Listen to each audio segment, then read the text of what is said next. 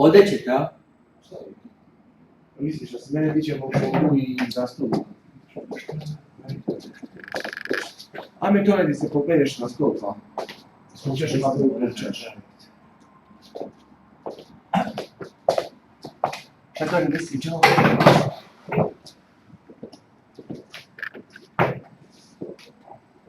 Moj trus. Misli tu bitch. Oh, gdje?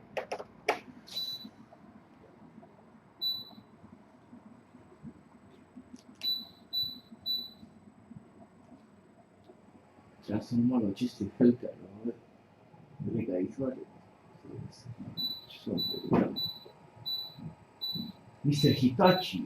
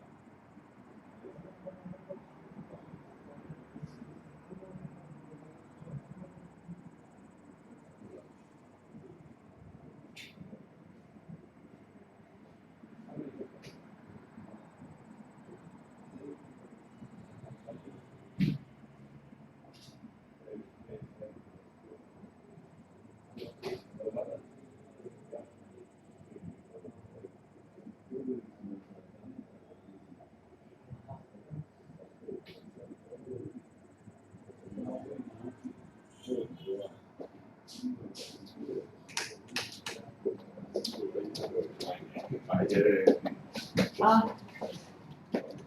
standardna naša priča. Bože.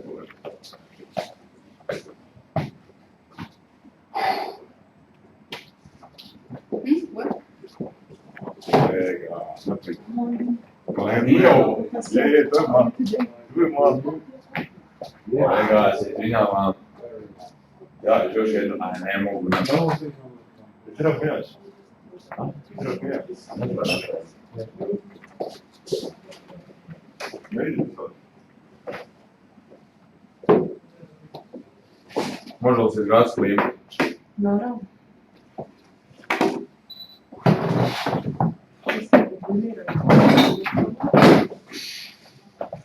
Nemoj, kolegica je pogine.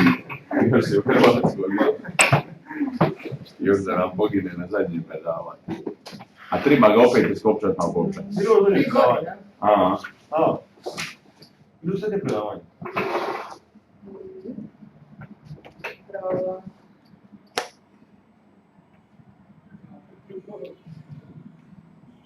Sada samo pavu.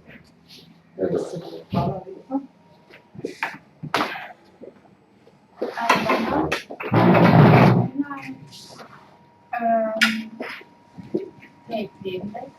It would be kolegice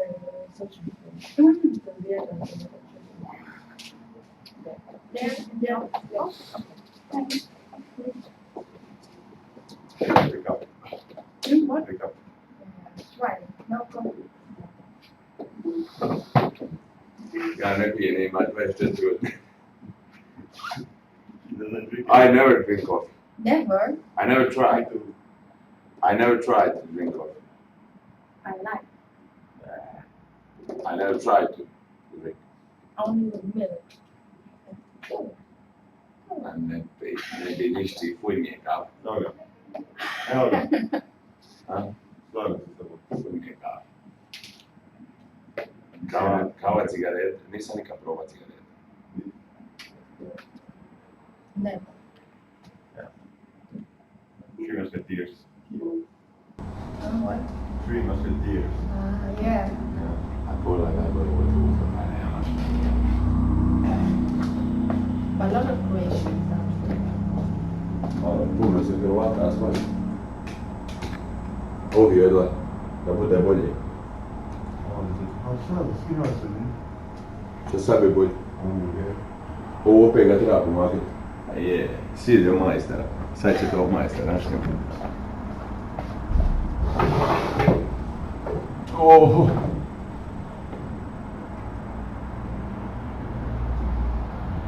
Od sad u buću.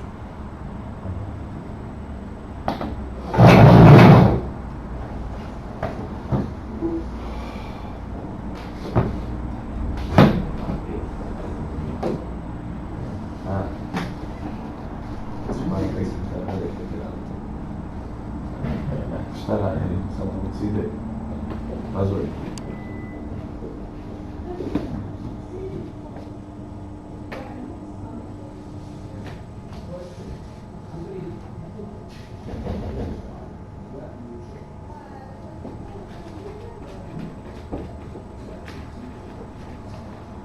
Nisu neki gore. A nisu sigurno. Prvo, koliko dalje da volim malo? Proba se sve utješiti. A mene glupo si. Znači sad moramo ostati na nas troje, moraš dosta da pravi. A? Pa baš to, neugodno. Jer ono, troje, dignit se da ostane dvoje. Znaš kako ti je to ono, pocrvenio bi dok bi otišla do vrata, na 3 metra. A mada se teško igra strana.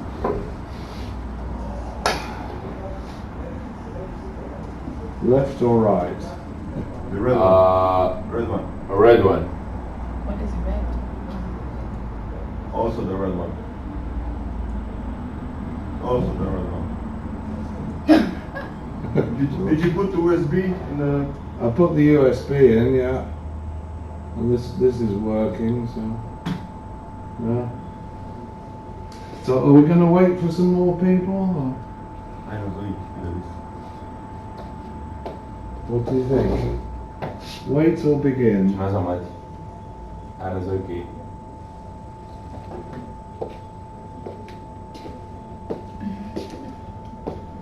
There's anything on. Ha?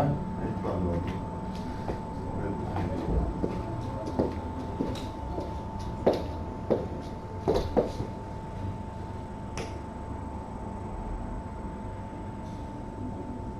Dis?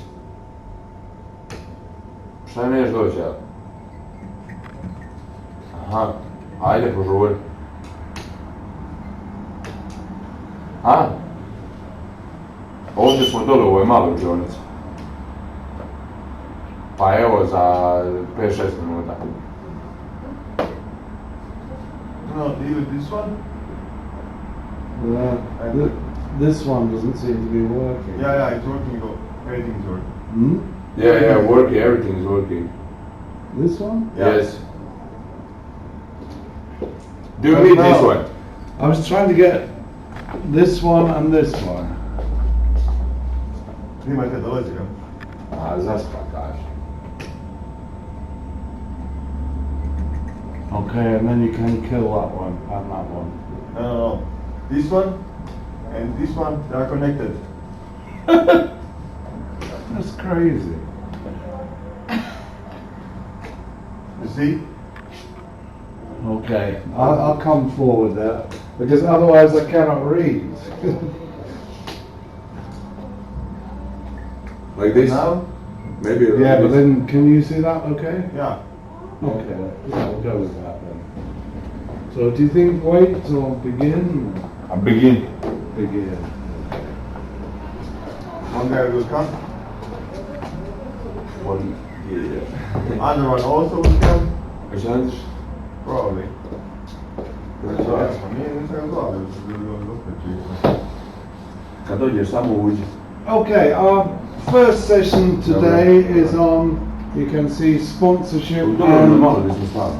endorsement. And I think you know what sponsorship is, yeah? We can say it's the naming rights. Naming rights, it could be for all sorts of things. Initially, from about the 1980s, it was for the shirts, or the jerseys, as they are sometimes called.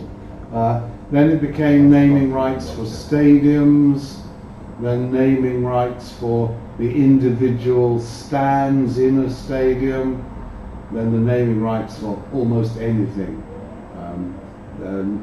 The match day ball, you could buy the naming rights of. So that is all sponsorship. A very similar thing is endorsement, but endorsement is the sponsorship of a person, not a club, but an individual. So it applies especially in individual sports like golf and tennis, but we also find in sports like football, you will still get people like David Beckham will get the contract for endorsement. So what's it all about? Well, endorsement has a much longer history. I mentioned the cigarette advertising from the 1930s and so on. You cannot tell that is a sponsorship in a Turkish now. I would call that endorsement. I mean, it's exactly the same principle, but endorsement is always one person. Sponsorship is the club, the team, or the league. You sponsor an organisation, but you get an individual to endorse you. Right, what's it all about? What's the basis of it? Well, the theory is it's shared brand values. The sponsor decides that the club has some brand value and it wants to share that by sponsoring with them. Now, I find that a little bit odd. The theory is if you do that you get synergy. You know synergy? Synergy is the idea 2 plus 2 equals 5. You put them together and you get more than adding them together. So the idea is it's good for the sponsor and it's good for the club. Now, I don't really buy into that very much, mainly because if you ask what are the brand values of a club, they're all the same. Very few clubs have brand values that are significantly different from another club. So it's almost a random choice. A very few clubs are different. We mentioned St. Pauli yesterday. They clearly have a different brand value. Their brand value is very anti-establishment, very left-wing. But most clubs, there's very little to say they are different.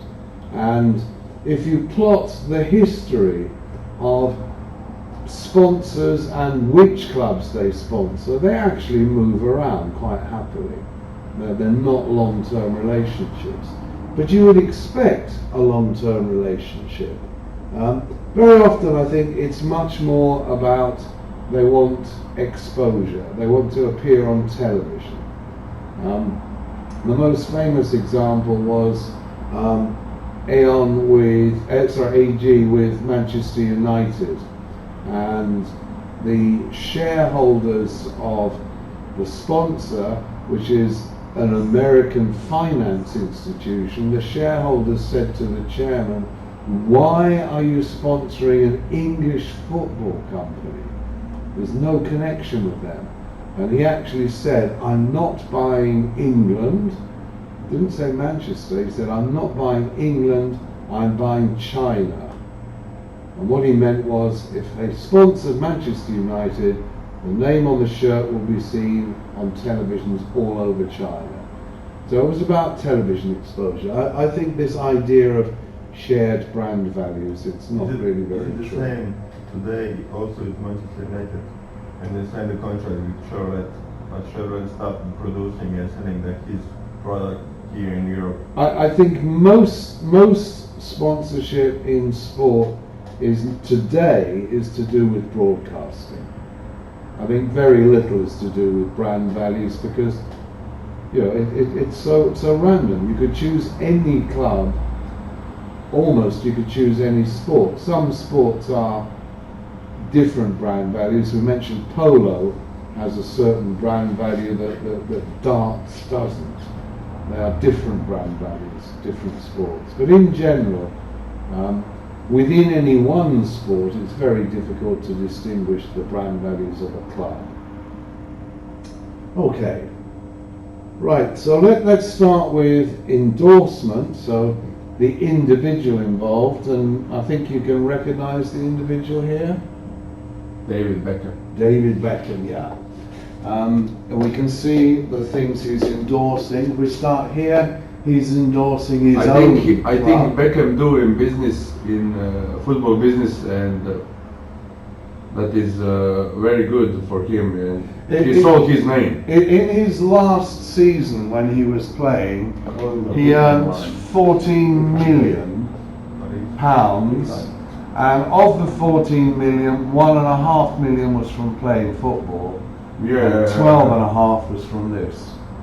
You can see how big he was. He was endorsing his own football academy and his own brand of boots. So there is a brand value. Yeah, the connection. perfumes, the clothes. Yes, yeah. But he's also he's endorsing Pepsi. Here he's endorsing a toy shop. Hello. What is the connection in brand values? I have no idea. Here he's not promoting the police, he's promoting police sunglasses. Here, can you tell what he's endorsing there? Probably some clothes. No, you can just make it out. The Gillette. Gillette, yeah, razors. Which is kind of strange for a man who sometimes has a beard. If I was Gillette, I would not choose Beckham, because one day he's going to come out with a beard, and that's not going to be very good for Gillette. Yeah, Very but he is David Beckham. Well, yeah, I don't know. I just find it confusing. And here, well, you can tell this is eau de cologne aftershave. So, nice smell. But this one is really bizarre. Have you any idea what he's advertising there? No. Energy drink? He's advertising a film. a Spanish film which he was not in. This is a scene from the film, but that's Beckham, And he is not in and he's not in the film. So this was just made for the advertisement to promote the film. Now, if I was the actor in the film, I'd be pretty angry about that. So, I don't. If you're looking for a lot of logic, it isn't there. There's not a great deal of logic in who endorses what. I think you summed it up very neatly. You said because it's Beckham. It's just about getting exposure, getting into people's minds. It's not about adding value and creating synergy and shared Do you have values. some, I don't know, numbers, how many people went to the movies and seen that movie? Because maybe they think Yeah, that I Beckham know. is I think if you did do that, you want your money back and say, where's Beckham? I thought he was in the film. It's very, very bizarre. So generally though, it is just using somebody's name to get into the publicity. But, there is a big but, this doesn't always work. The classic case, Tiger Woods. Tiger Woods was very much Mr. Nice Guy, Mr. All Clean American golfer, but of course he had his little accident at 3 o'clock in the morning, and slowly the whole story came out about, well, eventually I think he actually said, I am a sex addict. So maybe not the ideal person for endorsing your products. Well, very few products. He was you could. 10 years ago. Yes, he was Mr. Clean until his 7, life 8. became public. But what he lost in terms of contracts, he lost his contract with AT&T, the telecommunications company, with Accenture, the finance company. He had a contract with Pepsi, that was stopped by Pepsi.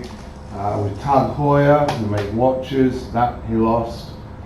And of course his own business for designing golf courses rather was not so much in demand. So there is a high risk of endorsement because it's all focused on one individual. And if the one individual goes bad in some sense, then you just want to stop the contract. Okay, I'm not going to spend a lot of time on endorsement. It's not so interesting. I mean, sponsorship of clubs and of leagues, of championships, and of mega events. That's much more interesting. So, yes. Colleague just asked me something. When the Beckham, when the news know That Beckham have another wife, is he lose some contracts? Beckham, Yes. Yeah. another wife. Yeah, do you Well, know why? that story? No, I don't know this story. It's maybe very kept quiet in England. How could you read? Как вы звала With the Beckham? house nanny or what? Yeah. With the Does nanny. he have a, With the nanny of the kids. Oh yes, yeah, about 3 or 4 years ago. something like that? Did Maybe you know someone- before, Yeah. maybe 6 years ago. Yeah, I think But we asked you. in England there was very much uncertainty about whether it was true or not. That there was the idea that she was saying Yeah, but she was having an affair with She- him, and he she said had- no, he wasn't. she been on the news. Yeah, it didn't help him, but it didn't injure him in the way that Tiger Woods, where Tiger Woods admitted. Tiger Woods said, yes, I have had all these He girlfriends. has 400. But Beckham just kept saying, no, it isn't true. And I think he kept most of his contracts. Maybe in that moment she helped him. Yes, it could be. Yeah. It could be. When the brand started to like the companies and everything, when they started like looking the like how that people are reacting on their like, let's say on Beckham when he have a issues and everything, Yeah. and they start giving him a contract. At what time? I don't know. Let's say in mid-90s, they started like canceling the contract with. With Tiger Woods. I don't know when they started all of that. Yeah. when I don't know, when you get know that some famous sport guy using drugs, and like I don't know, you said that AT&T, Nike, Adidas, that rich companies, they just stop and don't keep They usually stop within about a week. They don't stop immediately. They kind of have conferences and discuss what's going to happen, and then they stop. It tends to be about a week after the story breaks, because there is always some uncertainty about the story. Is he going to say it's true, or is he going to say it's not true? Okay, now if this is about sharing brand values and building synergy, what you would expect is very long-term relationships, but the reality is there are very few long-term relationships. There are exceptions. Liverpool and Carlsberg is a very obvious exception. They had a relationship for about, I think it was over 20 years, 22 years. Eventually, Liverpool wanted to push the price so high that Carlsberg said no thank you, and they finished. But normally the relationships last, they sign one contract for 3 years and then they don't renew. It's quite unusual to get the long-term one, which again I think adds to this view that it's not about brand values, it is about exposure. I plotted the sponsors in the Premier League in 1982 and compared them with 2008. There was only one sponsor who was there in both lists, but with different clubs. So it was clear to that sponsor a Premier League club was important. It didn't matter which, as long as it was a Premier League club. Which company was it? It was a company called Crown Paints. They make paint to go on walls, to colour walls with. And you think, well, yeah, there's no brand synergy. Okay, so are there other motivations then for sponsorship? Well, I think yes, there are. It is tax deductible if you are running a big business that's very, very successful, makes big profits. You have a choice. You can either pay your tax on the profit, or you can throw the money away and don't pay the tax because it's not part of your profit then. You reduce your profit deliberately. And you think, which is more fun? Sponsoring a sports club or paying tax? Well, I think I would rather throw the money away and get all the excitement of being involved with a sports club. It's not costing you anything because it's coming out of your profit. You can write it off against tax. It's not only that, you become associated with celebrity. Let's say you endorse David Beckham, then you will meet David Beckham, you'll probably meet his wife Victoria, you'll have your photo taken with them, you get invited to parties.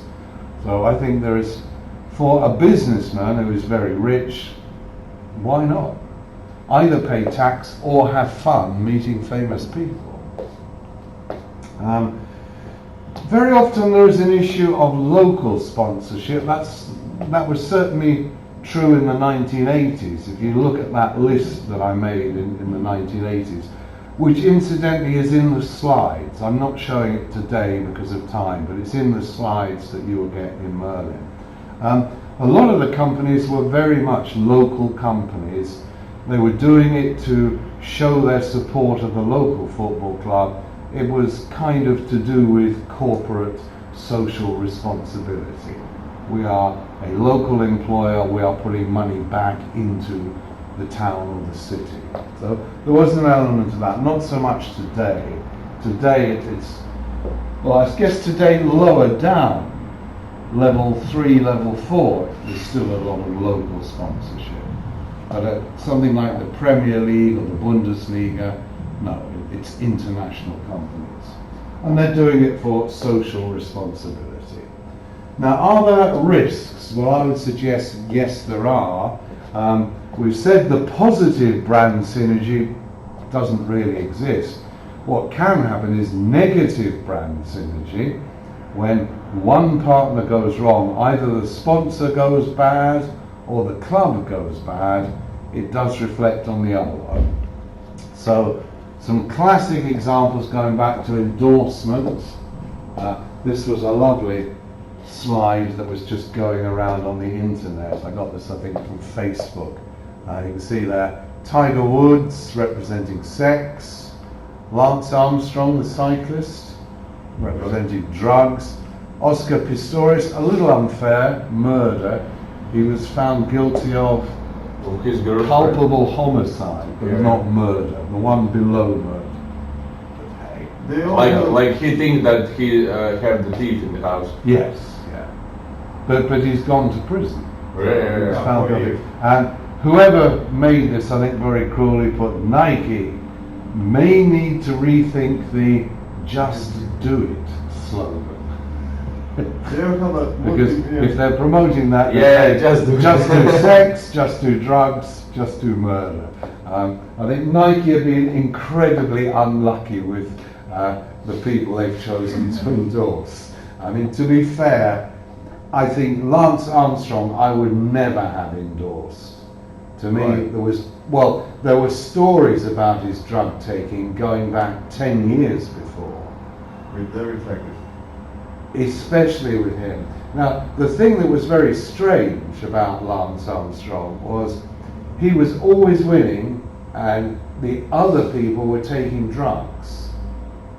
Now you think, well, hang on a minute. If the person who comes second and third are taking drugs and he is faster than them,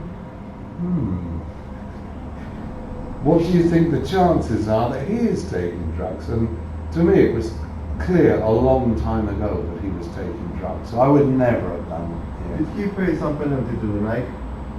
I don't know. He I'm gets not probably $15 million over the 10 years from Nike. I'm not sure what has happened. He's kind of disappeared from the public eye. But he's trying to come back. He's trying to rewrite history and say, isn't he wonderful because he's learned his lesson? But if I was Nike, I would never touch him. Pistorius, well, Pistorius also had history. He pulled a gun in a restaurant and fired it. So I think with a little bit of investigation, Nike would never have endorsed those two. The first one? Tiger Woods, who knew about his secret sex life? And the answer is only his girlfriends. Even his wife didn't know about it until the night when he had Nothing the bad. car I accident. like women. That's one reason why I think endorsement is generally very risky. Just needs the person to go wrong and you're in trouble. Okay, some strange brand values that I don't think really go together. Carlsberg, the England sponsor, slightly odd, I think, official beer. Well, one of the brand values of any sport is it's healthy, it's active. And are you trying to say that your beer is going with a healthy, active lifestyle? Beer is to do with sitting down, watching, not with active sport. Some doctors say that after the activity, after the sports, one beer is very good. I suspect they're I have a doctors friend- who are paid by the people who make beer. Without I- alcohol. I'm not convinced. I have a friend, he had a problem with kidneys. Yeah. And he cannot drink alcohol, like whiskey, Yeah. wine, everything. And for the new year, like I can drink like let's say 1 liter of beer, and that's it. Yeah. It's like healthy for me, but over that, no. Oh, okay. Well, all right. We'll agree or disagree. I think some stranger examples, though. This one here, cigarette lighter with Carlsberg and a football shirt. Is it associating your product with cigarettes and sport? That's kind of doesn't make a great deal of sense. So I think the strangest one with Carlsberg is official beer of the England Hello? Which country does Carlsberg come from? Denmark. It's a Danish beer, it's not an English beer. And in fact, Carlsberg also sponsor the Denmark national team. So they're in the strange position of sponsoring two nations who can actually play one another. And again, if you're saying it's about shared brand values, it doesn't make any sense at all. If you say it's about exposure on television, yes, it does make sense. So some confusing messages there. I think something quite worrying is in the first shirt sponsorship by a betting company was not until 2002, and I think this season 9 out of 20 of the Premier League are sponsored by betting companies, usually online betting companies. Now you can see a connection because they want to promote betting on football matches, not just betting on who wins, betting on who scores the first goal or which minute the goal is scored in. But I find it a little bit worrying because we're also very concerned about match fixing. And match fixing where players are betting, been some examples recently, players betting on their team to lose. And you think that looks very, very suspicious. But you can see these are all Premier League teams. That I think is Sunderland, Aston Villa. That's Tottenham. I'm not sure which one this is. I don't recognise it. That's Everton. No, I don't think Everton is Changbeer. It's one of the Premier League clubs. So there's just some examples, but almost half of them today sponsored by betting companies, which again could go horribly wrong with a betting scandal. A confusion of sponsors. This I find really weird. Arsenal, their main sponsor of their shirt and of the stadium is Emirates. Emirates are an Arab airline, therefore coming from a Muslim country. But remember those two, airline, Muslim, and high. But also, they have started a travel club for when they play in Europe. The travel club arranges travel for the fans going to somewhere in Europe. And you probably can't see that very clearly, but different airline, Thomas Cook. So Arsenal are partnering with two different airlines. So I think if I was Emirates, the big one, the first one, I'd not be very happy about Arsenal also promoting Thomas Cook Airlines. Yeah, sponsoring like 5 clubs, like top 5 leagues in the world. So. Yeah. But also, if I was Emirates, the Arab airline, I really wouldn't be very happy with Arsenal's partnership with the Israel Tourist Board. Because if they're promoting going to Israel on holiday, you cannot fly from England to Israel on Emirates. Emirates will not fly to Israel. So I think politically that was quite a strange decision to go with both of them. So risks of exposure, in other words, can it suddenly stop? Well, in the case of endorsement, if the player is injured, he's out of the public light. So that is a risk. You can start to get a negative image of the player. If he gets too many yellow cards, it looks bad. And certainly if he gets red cards, you're beginning to wonder, do we want to be connected with a player who gets red cards? Is it the image that you want through your sponsorship? And I've got a couple of examples to show you how it can go wrong. Joey Barton. Joey Barton then at Newcastle United. This is the Newcastle United shirt. That's one of the publicity photographs. He presents kind of strong, dynamic image. But there is another Joey Barton. He doesn't look quite so happy and dynamic there. And why? because he's going to court. He assaulted, he punched a teammate, somebody from the same team he punched during training, and he went to court and he got a 4-month suspended sentence. Now that means he didn't have to go to prison, but if he was in trouble again, then he would have to serve the 4 months with any second problem he had. And a year later, he was in trouble again. He got 6 months, which he had to do, plus the 4 months from before. So he had to spend 10 months in prison. He's also famous for taking a cigar that he was smoking and putting it into the eye of one of his teammates in a restaurant one night. So he's not a very nice person at all. So I think we saw it was Northern Rock, wasn't it? Northern Rock are the building society. They weren't endorsing him. They were sponsoring the club. Well, I think if you were sponsoring any club that Joey Barton was playing at, you'd probably think, maybe not the best idea. Okay, another example, Lee Hughes. We see him there, and he's just scored a goal, I think. August 2004, he got 6 years in prison for killing somebody by driving. This was about 2 o'clock in the morning. He ran away and he reappeared 24 hours later, so the suggestion is that he was drunk, which was why he ran away, because he'd have been in much bigger trouble. He'd have got longer than 6 years if they'd taken a blood sample. They never took a blood sample because he disappeared for 24 hours.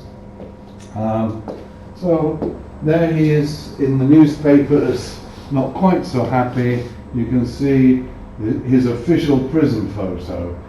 His number, Hughes, HM Prison, that's Her Majesty's Prison, Birmingham. So again, if you were endorsing him, you'd not be very happy with that photograph appearing in the newspaper. He's also quite high risk because of this. Hang on a minute. Carlotti. This is on his vest. He's got his club shirt on. He scores a goal. So the sponsor of the club thinks, oh, the television cameras will be on him. Our name will be there. He takes the shirt off, and underneath he's got his personal endorsement of Carlotti. So his club sponsor, who I can't read that. Bromwich, no? It was with West Bromwich, yeah. I can't read this name here. But if you were that company, you would really be very unhappy when he took his shirt off. So again, he's a person don't have anything to do with if you're involved in sponsorship. In terms of getting bad publicity for a company, I've suggested the trivial, the very, very small, how easy it is. Just having a joke perhaps can turn into bad news for the sponsor. Those two are Glenn Johnson, who was a Chelsea footballer at the time on loan to Portsmouth, who were then in the Premier League, and the other one, Ben May, who played for Millwall. Millwall, I think, were a level 3 club at that time. They were fined £800 for attempting to steal a toilet seat and a set of taps. Why? Why would they be so stupid? I think they were just... Was they footballers? They're footballers being stupid. They didn't think, they were irresponsible. Oh, let's have a joke, let's try to steal. I think it was simply they were in the supermarket with a trolley and they put the toilet seat underneath and they thought, well, we can get through the checkout without being noticed. At that time, Johnson was said to be earning £30,000 a week. Why the hell is he stealing toilet seats? It's just madness, isn't it? It shows you how stupid some sports people can be, and therefore how there is always a risk. Some risks to the feel-good factor. None of the ones I've shown make you feel very good. Being sponsored by a charity can create a feel-good factor. People say, oh, aren't they wonderful? They're being sponsored by a charity. And this, of course, is Barcelona, who for a long, long time said, on principle, we will not carry sponsorship on our shirts. And when eventually they did, it was for UNICEF, it was free. They did not take any money from UNICEF. And everybody said, oh, isn't that wonderful? But what happened the next season after the UNICEF sponsorship? They put the Sorry. They put a Yeah. different charity, the Qatar Yeah. Foundation, And then and then, good heavens, the season after that, it was Qatar Airways. But now that they're planning on. They kind of drifted into commercialization. I think Barcelona, fair enough, but this example, Aston Villa, they were sponsored. Well, they gave the sponsorship to a children's hospice. A hospice is where it's a special kind of hospital for people who will not get better and who are certain to die. So it's a hospital for people who are dying. And you can imagine giving the sponsorship to a children's hospice. All the public said, oh, aren't they wonderful? What they were ignoring was this happened in an October when Aston Villa had failed to find a proper shirt sponsor. So, yeah, I think there was a certain amount, they just did it for free publicity for Aston Villa. Because all the newspapers covered the story, said, oh, aren't Aston Villa wonderful? And then we started getting other clubs. This is Weymouth, who play at level 7. You can just make out there, again, a children's hospice. So suddenly this level 7 football club is in all the newspapers because, oh, aren't they wonderful? I'm much more cynical. I think they simply did it for the publicity. The big danger, though, of course, you give it to charity, it does not generate any revenue. So there is a lack of positive financial impact. Okay, the ultimate risk is, if you remember from yesterday, going into administration.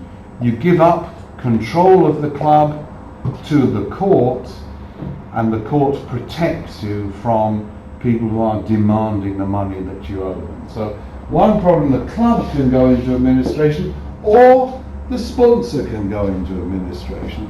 Neither of these aren't good situations for a sponsorship relationship. So a couple of examples. Luton Town, in November 2007, Luton went into administration for the 3rd time. What? You think, if you are Electrolux, who make washing machines and refrigerators, you think, are you crazy? Why did you choose Luton Town when they've gone bankrupt for the 3rd time? It's clear that financially they are unstable, they're clearly risky. Electrolux must have been mad. Now what happens when they go into administration? Well, Electrolux immediately are not happy about this. At first, though, the shirts continued on sale, but then very suddenly the online shop it said it was closed for maintenance. It wasn't. It was closed to stop you buying the shirts because Electrolux said, no, you're not selling our shirts anymore. We do not want to be associated. We've cancelled the contract. So suddenly, Luton have all these shirts with Electrolux and they cannot sell them. Now that's bad news, but it's extra bad news because of the timing. This is the one time they really need money to pay their debts, but they have all these shirts they're not allowed to sell. So double bad news. Similar example with AFC Bournemouth. This time they went into administration for the 2nd time. Their sponsor, Focal Point, was a local company who were trying to help them. They stopped the sponsorship not because the club had gone into administration, what made them angry was they first heard about it from the press. A newspaper rang them and said, "Hey guys, have you heard? Bournemouth have gone into administration." And they said, "No, Bournemouth didn't bother to tell us." Right, we're cancelling the contract for the sponsorship of the shirts, and immediately Bournemouth had to stop selling them, which was the worst possible time. On the slides there are, I think, at least another 3 examples. It's not important which club. I just want to make it clear, this is very common. It happens again and again and again in English football. But I'm not going to bore you with the other 3 examples. I'm just going to mention this one though. This is where the sponsor went into administration, and it will be difficult to blame the club. The club were West Bromwich Albion. Their sponsor was a local company of solicitors. You know solicitors?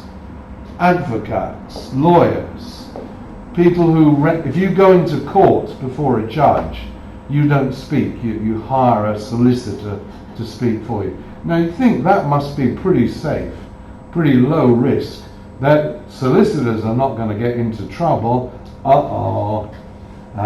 The solicitors were involved in fraud. They were advising old people on investing their money, and they were actually stealing the money instead of investing it. And the Law Society, which is the organisation who controls solicitors, closed them down because of the fraud. So you'd have to feel quite sorry for West Bromwich. You'd think surely it's going to be pretty safe having solicitors as your sponsor, but no, it wasn't. So remember, losing sponsorship and the revenue from the shirt sales, that is really the worst possible time to lose the money. What do you think happens to all these shirts that they're not allowed to sell? They can give them. It's the only. They do. They generally give them to charities who send them to the third world and simply donate them to children and so on. So if you go to, I've been to Kenya, you see some very strange shirts. You think, why? How did that get here? Answer, because the sponsor went bankrupt, or the club usually went bankrupt. Okay, what we will look at then for a little bit is the next one in your pack, which is the cricket sponsorship. So I'll be honest with you, I've been painting a very negative picture of how sponsorship can go badly wrong. But I wanted to give you an example of how sponsorship can work very well. Did you bring them from yesterday? I have it in the cupboard. More alone. Got 2 between you. Did you want to move round so you can read them together?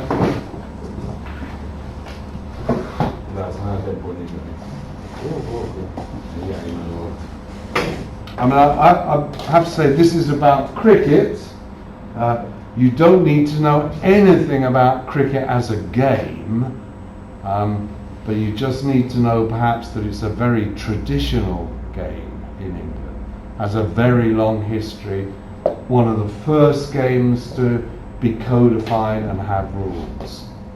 It's also a game, it's a little like baseball in that it's stop-start. So watching is a very relaxed experience. You talk to the people next to you. It's not like football where you are just focused on the football. In cricket, there's maybe 10 seconds of activity when you're watching, and then at least 30 or 40 seconds when nothing is happening and you speak with other people, you have a beer. So it's a very relaxed, very engaged game with other spectators. Okay, have a look at the case study and then we'll talk about it.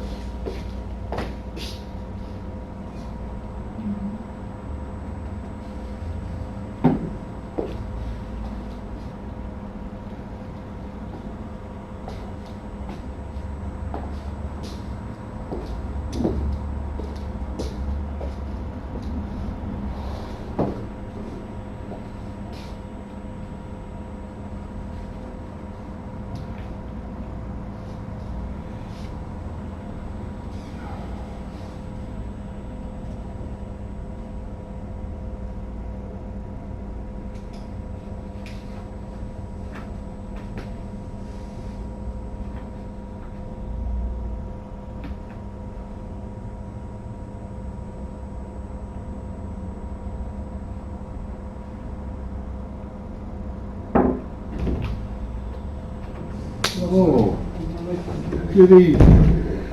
Just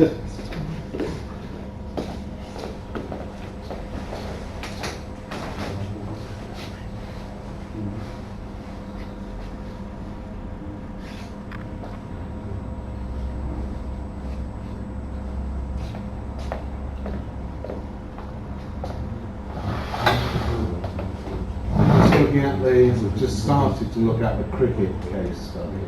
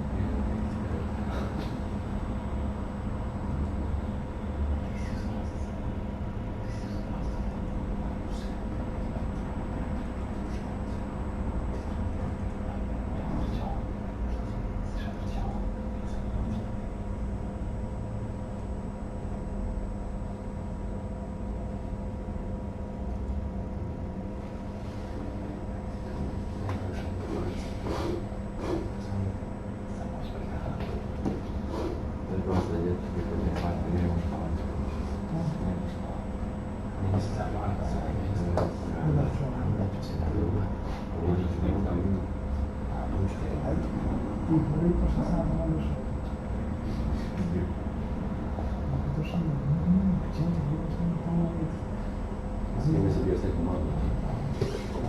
To jest moja mała. Tak, to nas jest. Minus 2. Minus 2, ja.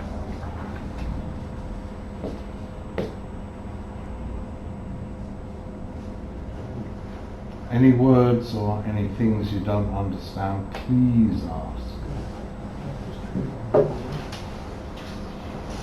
Czytaj, jakie to było? Chodźcie. Ważne, ale ja się...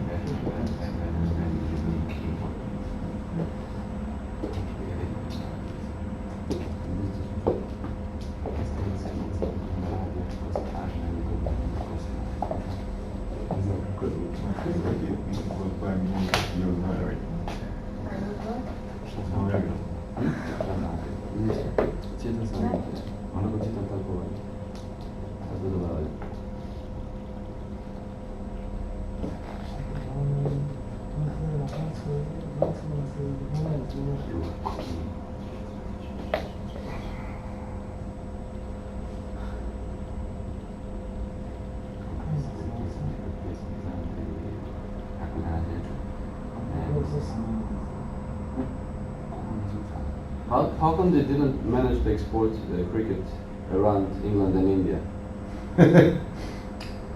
I don't know. I mean, I think because cricket doesn't work very well as a sport. It takes too long. I think the best sport takes less than 2 hours. An international level cricket match takes 5 days. 5 days. 5 days, yeah. So It's not very practical it used to be very much an upmarket sport like polo. You needed to be rich. There was a recent tour where the England cricket team went to the Cricket World Cup in the West Indies, and the whole World Cup finals lasted 46 days. So you can imagine, to go as a fan, you either you had to be probably retired, so you could take the time to go for 46 days, therefore over 65. You also had to be pretty rich to be able to go on holiday flying all around the West Indies. The biggest distance between two places was 2,000 kilometres. So the actual tour involves an incredible amount. So I'm kind of telling you something a little bit about the image of cricket. It's for older people, it's for people with a lot of leisure time, and people who are relatively rich. And if we look at the situation for Tetley, they were a very traditional local brewery, very much associated with the place and with history. And they have been taken over by Carlsberg, and Carlsberg, big international, modern, dynamic company.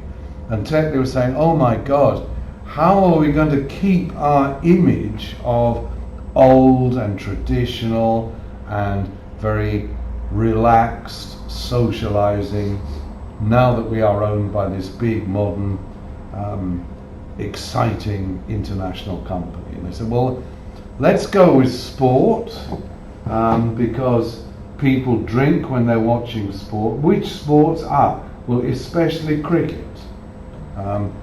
In England, you cannot, at level 1 and level 2 in football, you are not allowed to drink alcohol when you are watching football. Cricket, no problem. So, there's a good one. Cricket, very traditional, very old-fashioned, very relaxed. The way of watching is about socializing, so that will be good for us. So they very carefully chose a sport that fitted in exactly with their objectives, what they wanted to get out of it. They wanted to go national, so they sponsored the local cricket team who played in the National League.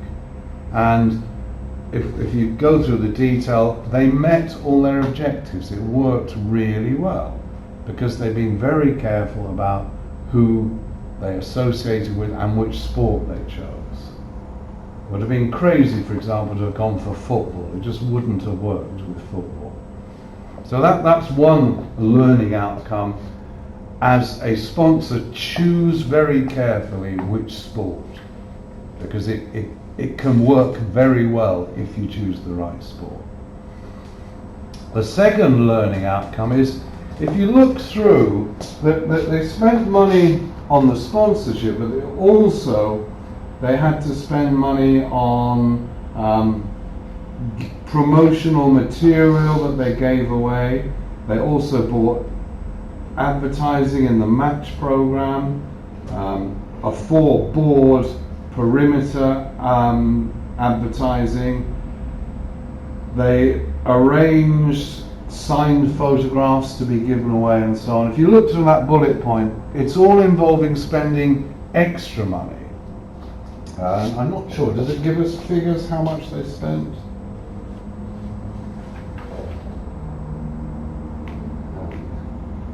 No, it doesn't give us exact figures. It says they spent 3 million on the sponsorship. Oh yes, it does. They spent 3 million on the sponsorship. They also spent another 500,000 on publicity, PR, advertising and so on. That's relatively little. The best practice is considered to be every euro you spend on sponsorship, you need to spend another euro supporting the sponsorship through advertising. If you only sponsor, it's pointless. And I can give you a very good example of that, where the company spent nothing on promotion, only on the sponsorship. The arena, the stadium in Coventry, is the Ricoh Arena. It was a new stadium, so that's a good thing to sponsor because there is no old name that's going to be used. It's always going to be called by the first name, which is the Ricoh. Now, if you ask people in Coventry who sponsors the stadium, I think 99% will say Ricoh. It's the Ricoh Arena. But if you then say, okay, who are Ricoh? What do they make? No idea. No idea in the world. Don't know where they come from, don't know what they make. The answer is printers, and they come from, I think, Korea. But they've never spent a penny on promoting what they do in newspaper advertisements. They never spent for the euro they spend on sponsorship of the stadium, they've not spent a cent on the supporting advertising. So it's worked very well to get their name known, but it's done nothing in terms of increasing their sales because people don't know who they are or what they sell. It's really bizarre that they can be so well known but people don't know what they actually make. So, good rule of thumb then, however much you spend on sponsorship, you need to spend the same again on PR, promotional activity and advertising. Okay, any questions on that case? Nope. Okay, let's go on then to our next session. I think what I'm going to do is I'll go through to about 11 and then we'll take about a 10-15 minute break. Is that okay with you?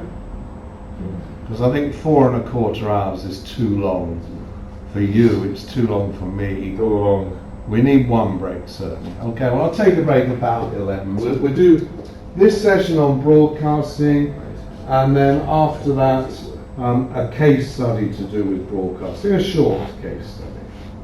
Okay, let's start then with broadcasting. Well, what are we talking about when we're talking about broadcasting? We're actually talking about several different forms. In terms of history, of course, it begins with radio. Radio almost died in terms of sport broadcasting, but is suddenly coming back again. I don't really understand why, but the BBC in the UK have a whole radio channel devoted to sport, and it's very, very popular. 20 years ago, sport had almost disappeared from the radio. Yeah, but people go by foot on the stadium, I think, and now they go back home with a car.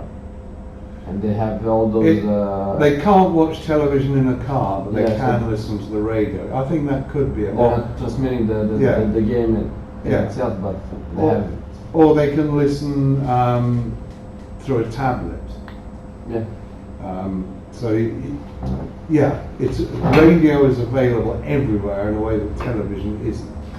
Yeah, I think radio is also very good for example, on a Saturday afternoon when there are 70 games taking place, then you can get the updates on so many games.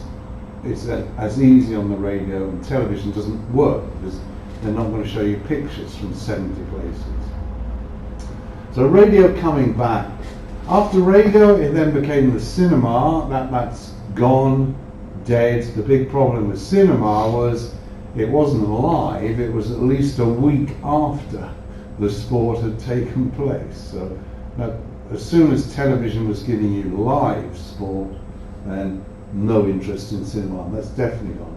We then get television coming in with live broadcasting. I think the first Olympics that were broadcast were the 1936 Olympics, but only broadcast within Berlin. So that's not very significant. The first international broadcasting of Olympics, I think, was 1960, which would be Rome. 1960 was Rome. The one before that, 1956, was Melbourne in Australia, and here it was filmed with an old type of camera, and they then had to fly the film from Australia back to Europe. So you saw it about 48 hours after it happened. You could watch it in the cinema. So that was really the end. From 1960 onwards, full-time coverage. Then we move on to the world of the internet.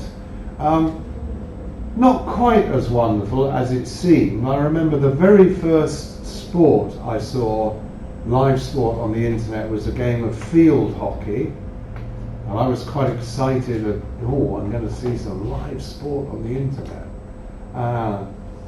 Clicked on the URL and the game started. Well, first of all, in those days, you could not expand to whole screen. It was a tiny little picture in the middle of the screen. And then I realized the other major problem. It was a red ball against green grass. So all you could see was men running around with hockey sticks. And they were obviously chasing something, but what? You could not see the ball, which made it completely pointless. Now, I don't suppose you can remember black and white television, but I can remember as a child the Wimbledon Television Championship was broadcast on the BBC in black and white television, and you could never see the ball properly. Everything was grey, and you couldn't see the ball properly. So internet does suffer from this problem. Also, the streaming can be kind of a little bit stop-start. It depends. You have to have enough bandwidth for it to come down. And usually there's enough bandwidth, but not always. So internet, still not perfect. In many ways, television is a better medium for watching sport if you can. And we're now moving to using mobile technology in connection with the internet. So that has definite advantages. Once we can get decent sized pictures and enough bandwidth to download. Okay, so a range then. We also have different kinds of formats. Watching the match live as it happens. That is called a simulcast. Cast from broadcast, simul from simultaneous, which means at the same time, so live. So that's what we prefer to watch. But then there's also what is called time shifted. So a Saturday game of 90 minutes is shown on Sunday for 90 minutes. It's the full game, but we've shifted the time to later. Then there are highlights showing the goals being scored, showing the red card incidents, showing the injuries. Very, very similar. The clips, just little parts of it. What's different here is where they are used. The highlights are used in a summarizing program. So maybe on a Saturday night, they will show you the highlights from all the Saturday games in one long program. Clips, this is when on the news, if there's a very important game, they will say Croatia beat Serbia by 2-1, and they will show the final goal for Croatia. So it's just a small piece out, but it's shown in a news program, not connected with other sport. Highlights are all these little bits put together to make up an entire program about sport, or usually about one sport. And something that's now beginning to be used by clubs in particular on the internet, but you have to pay a subscription, is archive material, old games. You can see Hajduk Split beat Manchester United 6-1 in 1980, whatever. I don't know whether Hajduk Split do offer that online, but they should do. There must be film of that great victory, and they should put it online and charge people to view it. That's one of the new areas for developing revenues. Am I right? Hajduk split 1980, Manchester I United remember 6-1. there, but I know it was 6-1. Yeah, I've seen the pictures in the trophy room. Right, the broadcasting industry, in terms of language, is part of media. Media includes though newspapers and magazines. So we have to ask ourselves, well, how is it different? And it's interesting in some not so obvious ways. First of all, broadcasting, television, you must have equipment to transmit, and you must have a television, so you must have equipment to receive. No, not with newspapers. You must have equipment to produce a newspaper, but to read a newspaper you just need your eyes, and your hands, I guess. You don't need any machine. So there's much more freedom to be able to read a newspaper. To watch television, you must have a television. So the other important difference, the supply options are finite. There is no limit on the number of newspapers. In most countries, if you want to start a newspaper, you start it. Whether it survives or not is a financial issue. There's no legal, sorry, we're only allowing 120 newspapers. You'll have to wait until another newspaper closes. But with television, there's a limited number of channels. So it's heavily regulated. You must apply for permission and wait for a channel to become available. So all of that suggests with television, regulation, controlling by the state is almost natural. Whereas for newspapers, it's not necessary. We don't need to have the state regulating newspapers. But in reality, we do have to have control over television channels. So having the equipment, it's also a revenue source and control. By using satellite broadcasting, you can control who watches. Somebody has to pay a subscription to get a card activated to allow you to watch it, so there is a revenue source there. And regulation is a cost source and control. If I want to read a newspaper, I do not have to have a license. I just buy a newspaper, I read it. If I watch television, I have to have a license, which I buy from the state. I presume that's true in Croatia. Yeah? Yeah? Yeah, like everyone. Yeah. Like Yeah, everyone. you have to pay tax for Yeah, it. but so that is connected with regulating and a cost source. Right, plus we need to think about there are different kinds of broadcasting. Public service broadcasting, which is provided by the state, you have to pay for a license, but after you have the license for 1 year, there is no extra charge for actually watching particular programs. So the free state service, example in the UK, the BBC. The rest of it though is commercial. People are doing it to make money. And two kinds of television. There is the terrestrial, which is line of sight on the earth from transmission aerial to receiving aerial, and then satellite, which is much more useful. You send the signal up to a satellite, it comes back down again. It's much better because you can cover a much larger area, but of course it's much more expensive. You have to buy a satellite or buy space on a satellite. So that makes it very different, much more expensive to operate. So the fixed costs of opening a satellite television station are very high compared with buying a press to start printing newspapers. So what are the future of rights? Well, rights are what the sport sells to the broadcaster, the right to broadcast the sport. We're going to see video and audio streaming on the internet. So a lot of problems controlling that. There's a site called Vino, I think it is, where people are sitting in stadiums like this with their mobile cameras, pretending to be looking at the screen, but they're actually filming and streaming it live.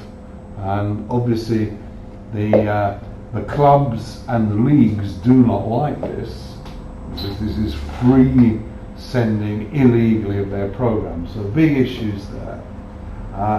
Not only video and audio, not just picture and sound, there is also just sending a sound commentary. This is very often what the club itself does, or an interesting crossover, the local newspaper. My club is Portsmouth, but I do not live near Portsmouth. So every Saturday afternoon on my laptop, I listen to a live commentary of the game provided by the local newspaper. So an interesting crossover. There are also the rights to do with the graphics, the data and the logos. There was an interesting case last year where a woman who had a bar in the UK thought, oh, I'd like to show Premier League football in the bar because that will bring in lots of customers.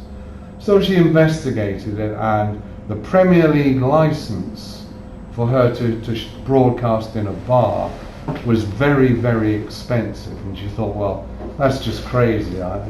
If I pay that, I will never make enough money to cover the cost of the license. And then she thought, we're in the European Union, so if I buy a license for Premier League broadcasting from Greece, it will be much cheaper because they're trying to sell it in Greece and they cannot charge so much. People are not so interested in Greece. So she did a little bit of Googling and surfing. She found where she could buy this license in Greece, and they sent her the electronic card to put into her thing, and so she was happily broadcasting this. When the Premier League found out, they were incredibly angry and said, no, we think you're breaking the law. And she said, why? I'm in the European Union, I can buy something in Greece if I want to. And the license is to broadcast in a bar. Anyway, the Premier League took her to court. She won. She won. And everyone thought, way, great, we can now all buy cheap broadcast licenses from Greece. They changed the law. They didn't change the law. The Premier League were very, very clever with their law. They said, now, you're not just broadcasting the game, you're also in the corner of the screen, you're broadcasting the Premier League logo. We have the copyright of that, so you can broadcast the game but not the logo, which means you cannot show. Yeah. Because if you show it, you're showing the logo, you are breaking the law by showing the logo. So they won, but by very, very clever lawyers managed to get them to win. So we're going to see rights with mobile devices, people watching time-lapse games, maybe live games, watching club-owned streaming of archive material that I mentioned. Free to air is the old terrestrial. That's beginning to die out in Europe. We no longer have that. Where I live, it went about 2 years ago, and I think it's now all gone in England. We only have satellite television, even for the BBC, the state owners. All digital, all broadcast by satellite. So that's going to go. With the satellite, it's much more expensive, so they want to recover some money, so you either pay a premium subscription or pay per view. I think we've got pay per view as a separate list. What?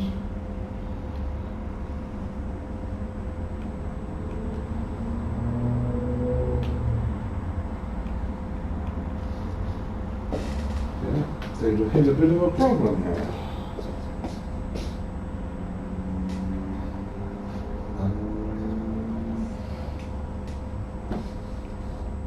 Yes.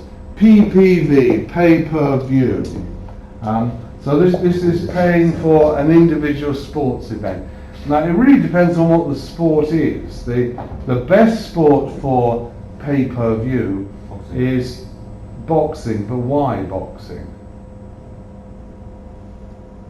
It happens, I don't know, every 5 months. Yes, it doesn't happen very often, so you've got a long time to advertise to get people to buy the individual fight. If you tried to do it for football, it wouldn't work, because you'd be hard selling for next Saturday, and then you'd have to begin again to sell it for the following Saturday. So any sport that doesn't happen very often is good for pay-per-view, and boxing is the perfect example. Internet television, it's issues with who buys the rights, something I find incredibly annoying. I travel a lot outside the UK. I can stream the BBC radio anywhere in the world, but I cannot stream BBC television. Although I have a BBC license at home, the minute I'm outside the UK, ching, it stops. It says, no, you're not allowed to watch that in the foreign country. You have to buy it from whoever has bought the BBC rights. So in Croatia, I've no idea It doesn't work. who has it, and maybe nobody has it, so maybe it's not available. No, I mean, there's the problem with a lot of channels. American ones, you can't watch them in Croatia Yeah, by internet. yeah. But the BBC I can't, but the radio I can. Archive and video on demand, I mentioned that, especially the clubs doing that. Rights on the radio is coming back, increasingly becoming important. Just to give you some sense of how much is being paid, this is not current, this is the most recent global figure, because in the last few years the sports, or in particular football, they've been selling country by country rights. So if you want to work out how much they make, you need to add up 209 countries, which I haven't done. But in the older days, when they were just selling all the rights in one group, we can see the English football was selling for approximately 725 million euros for 3 years. Then for the next 3 years, it had gone up to 2,500 million euros. So a massive jump in what they were able to sell them for. Similar leap in France from 125 million to 600 million. So the same kind of increase, but at a lower level, because English football was more popular than French football. And the one that was slightly different was Germany, that saw a very small increase from 385 million to 420 million. Why was that such a small increase in Germany? Ask her. I was going to. Yeah. Don't know. The clue is on the slide. We got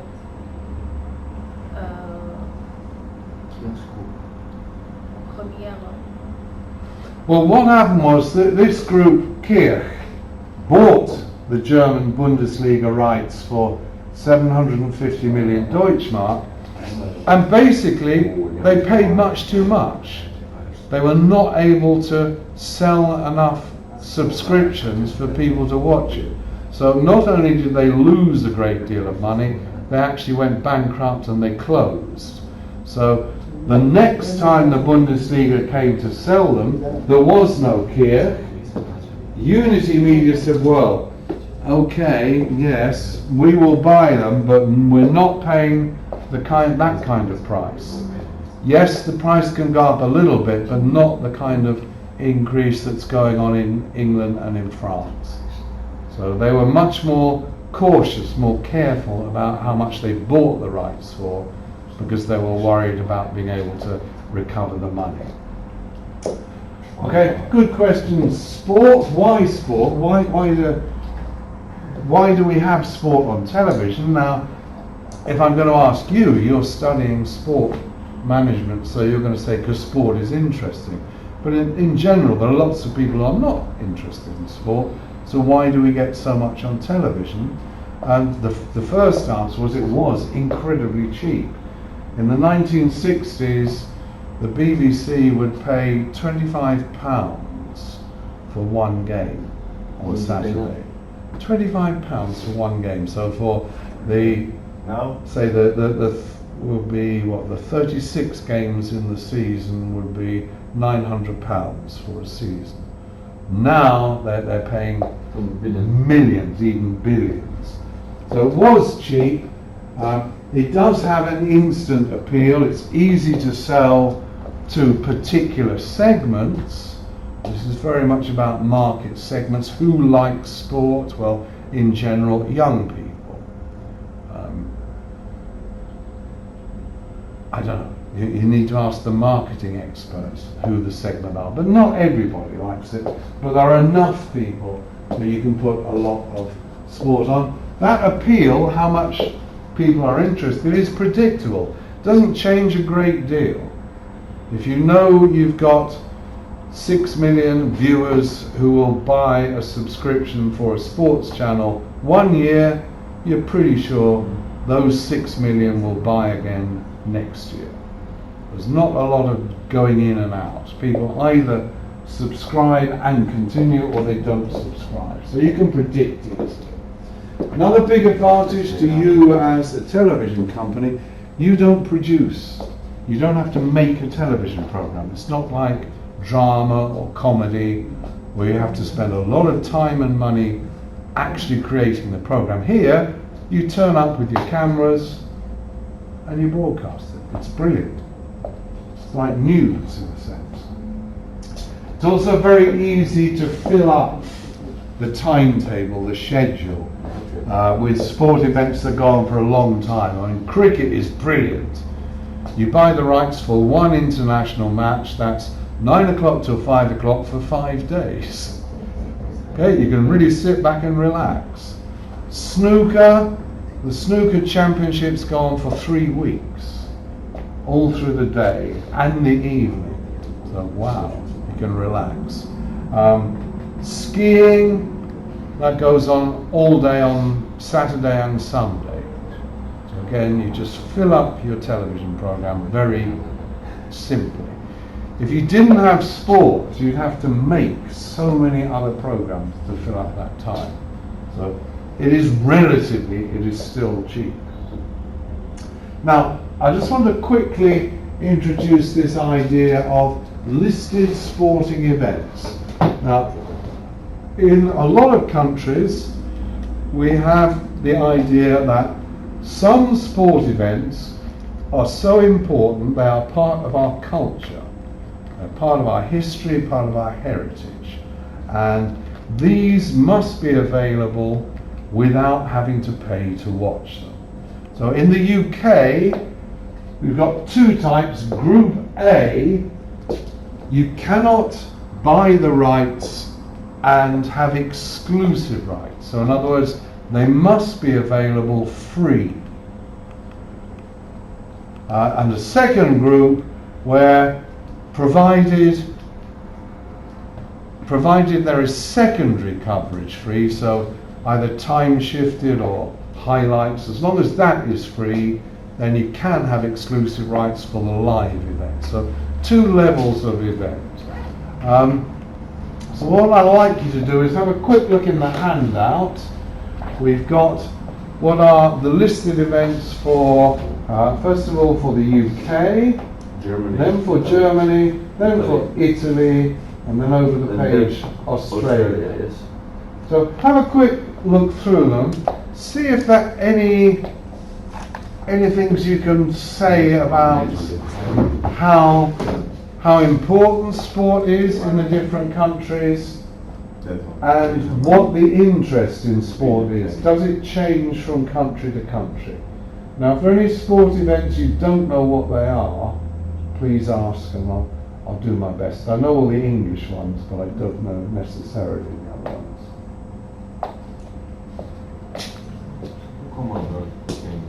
The Commonwealth Games, right, now the Commonwealth Games are a kind of mini Olympics for countries who were once part of the British Empire, once ruled by Britain. So all of them except the United States and Ireland. They don't join. So it's something like 53 countries. So it's like a quarter-size Olympic Games. It takes place every 4 years. And the Epsom Derby, The Epsom Derby is a horse race. There are two there. The Grand National is a horse race where they jump, and the Epsom Derby, they just run on the flat.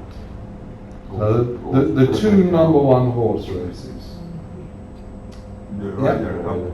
The Ryder Cup is the top golf event, which is a USA team versus a Europe team. And the Open. And which one? The Open competition. The Open Championship is the national golf championship. So every year one championship, the top golf event in England, or in the UK. I should say.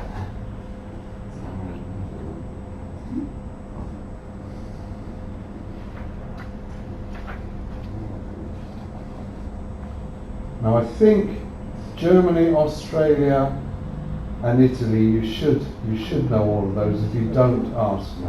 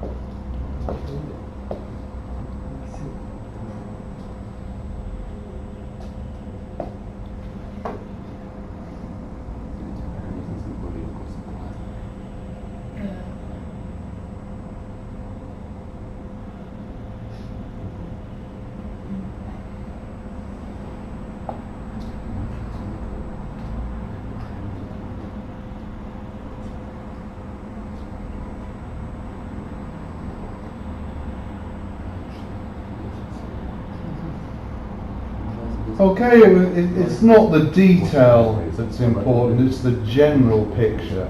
And if we compare the UK with, let's say, Germany, I think there are two differences. I think in the UK it's a bigger selection of different sports.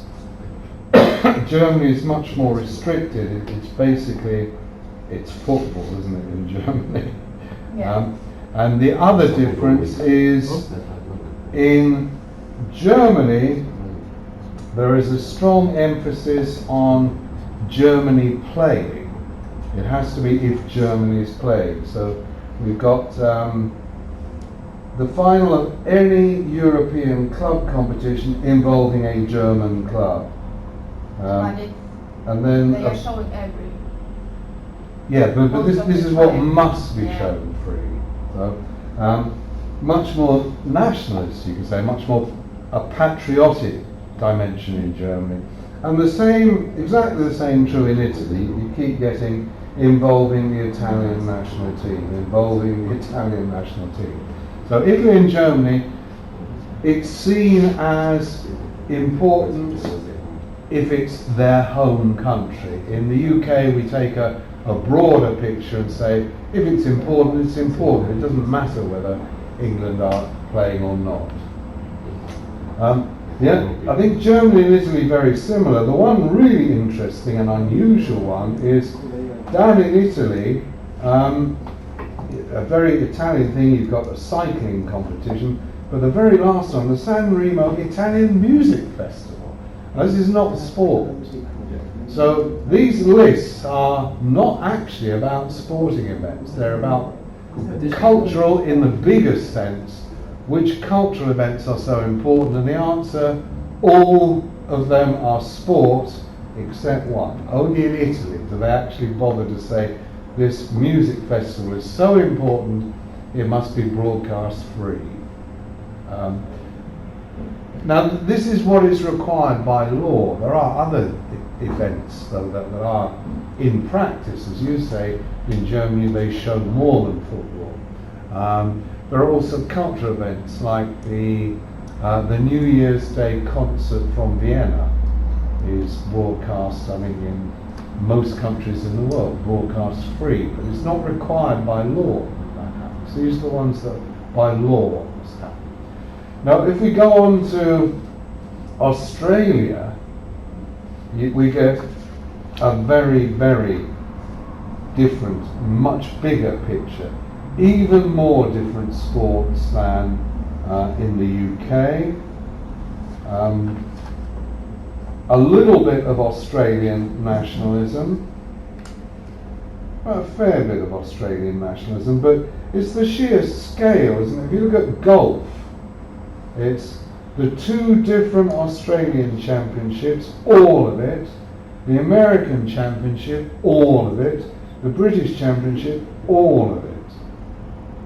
So I think what we get is a very clear picture of, in Australia, sport has a very high position in social life. Australians really care and love sport in a way that we don't, to be honest, in Europe. Everybody in Australia really gets excited about sporting events, every kind of sporting event. So some differences there. Right. Let me just keep my papers in order.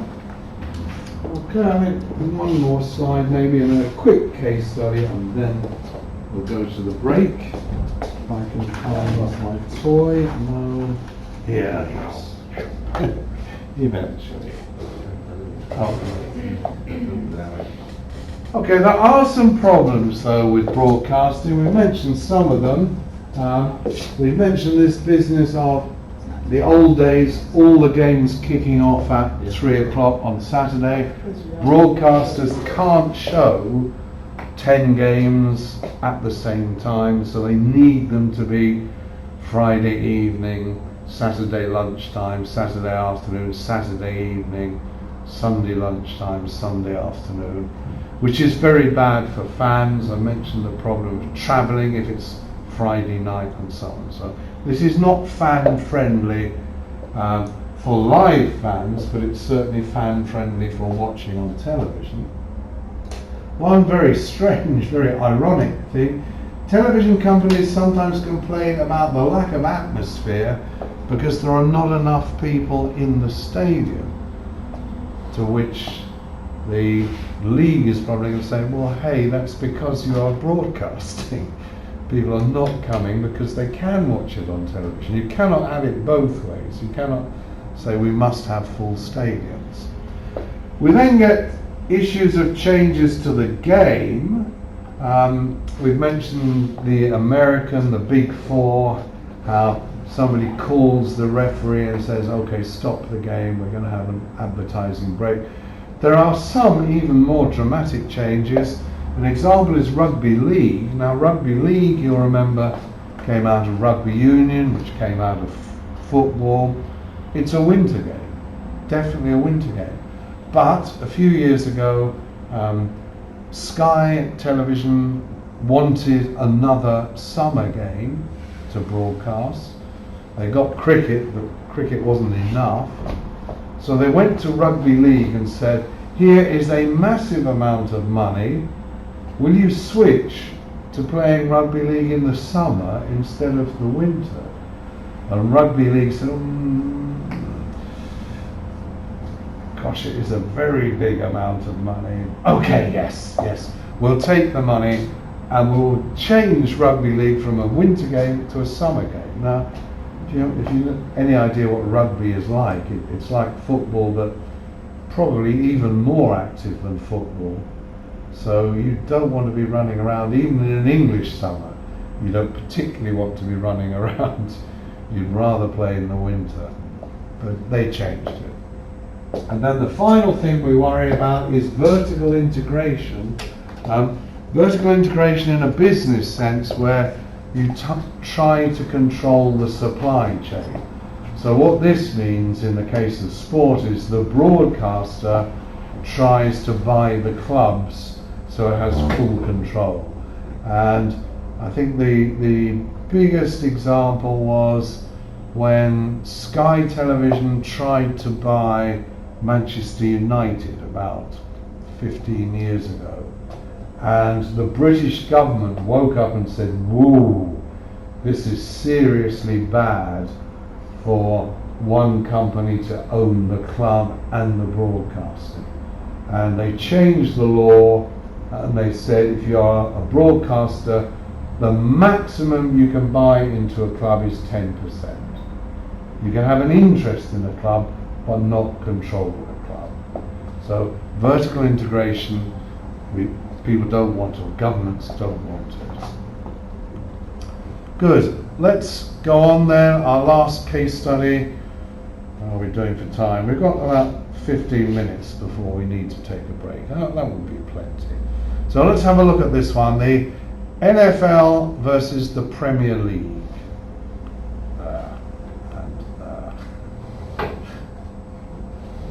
Okay. It's a case study about what the league does with the money. How do they distribute it? What principles do they use in dividing it up between the clubs?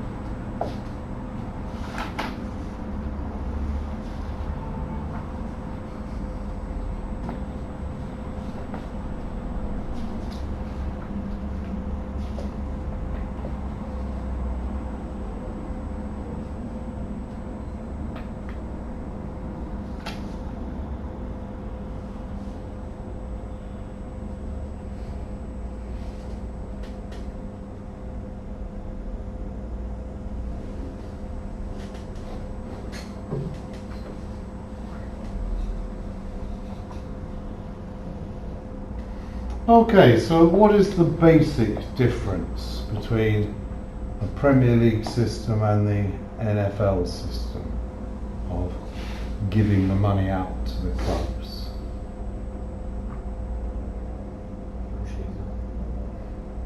Which one is the simpler system?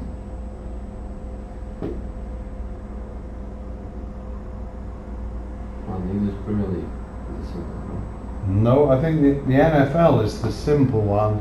Everybody- They everybody simply gets the same. divide the money. Everybody gets exactly the same. Here you have 50%, With- 25, depends. Yeah, you have in the Premier League you have 50, 25, 25. 50 does go equally to every club.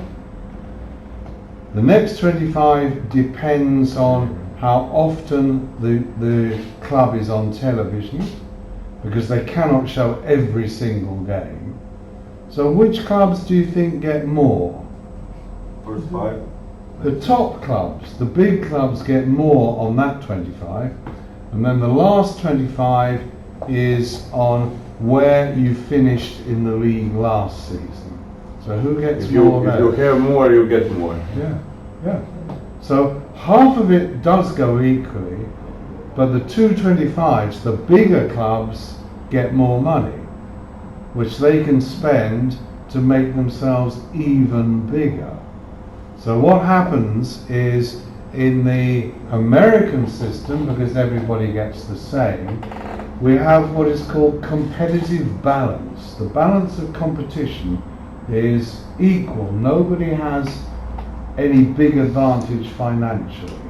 And one of the outcomes of that is, since 1967, 17 different teams have won the Super Bowl. It does keep competition level. Everybody has a chance of winning.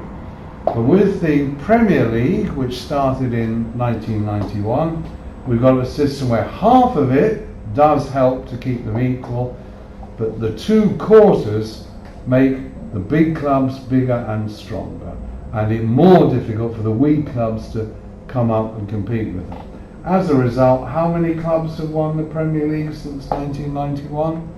5 probably, I don't know. It's gone up to 5 now. I think it was 4 then, but Manchester City have broken in. United, Arsenal, Chelsea. Not even Arsenal. 7 years? Actually, no. It was 4. It's now 5, but not the ones you would think. Liverpool is not. It's Liverpool had never won. In 1991, I think it was Blackburn Rovers won. No, sure. They've gone in terms of big ones. It's basically Arsenal, Chelsea, Manchester United, Blackburn Rovers, and most recently Manchester City have joined them. How have Manchester City managed to join the big clubs? Money. Money. They are owned by an Arab sheikh who's just put in millions of pounds. So if we compare the 2 distribution systems, which do you think is better? The first one. The American one. The American one Yes. is definitely Much better. much better. I'm just amazed that the English Premier League don't change to do that. It's because the big clubs are so powerful. They would have to change the whole Europe system.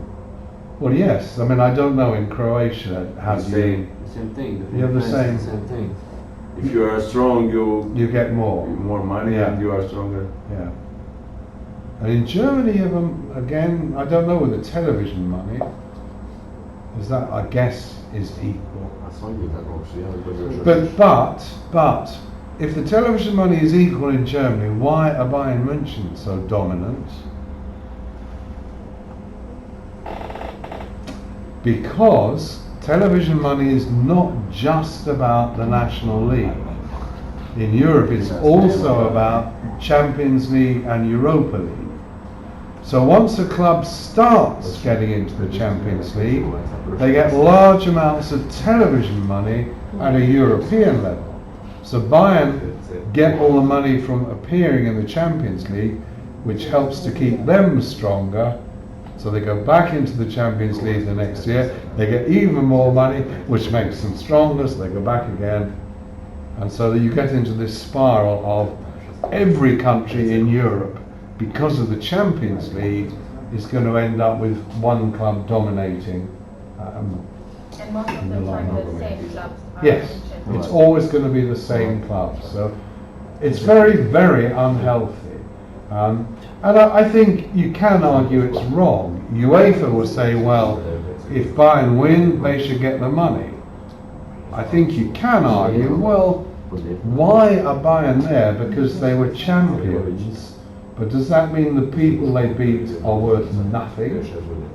Maybe Bayern should get half the money and half the money should be divided between the other German clubs. I don't know. Do you think that system is going to be changed? Do I think that's going to happen? No, I don't. No, I don't. No. Because the big clubs are so powerful that they will just stop anything happening. Right, I think that probably covers us quite well. That takes us almost to 11. Yeah. So, any questions there? Any issues on that? No? Okay, well, we'll take a break. We'll begin again at 11:15. Okay, 11:15.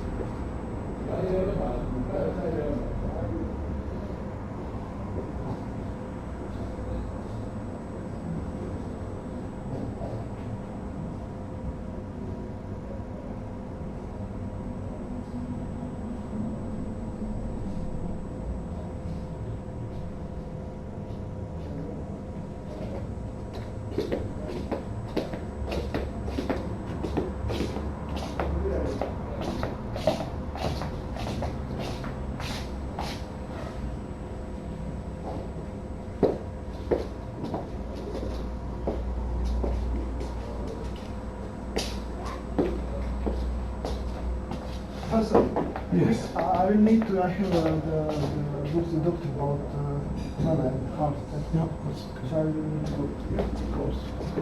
Thank you.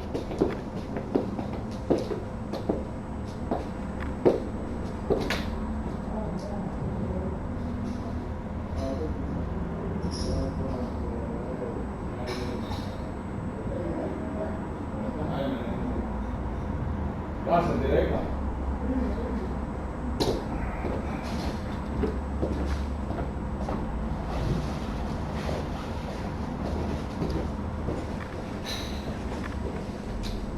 Ja, dat is niet nodig.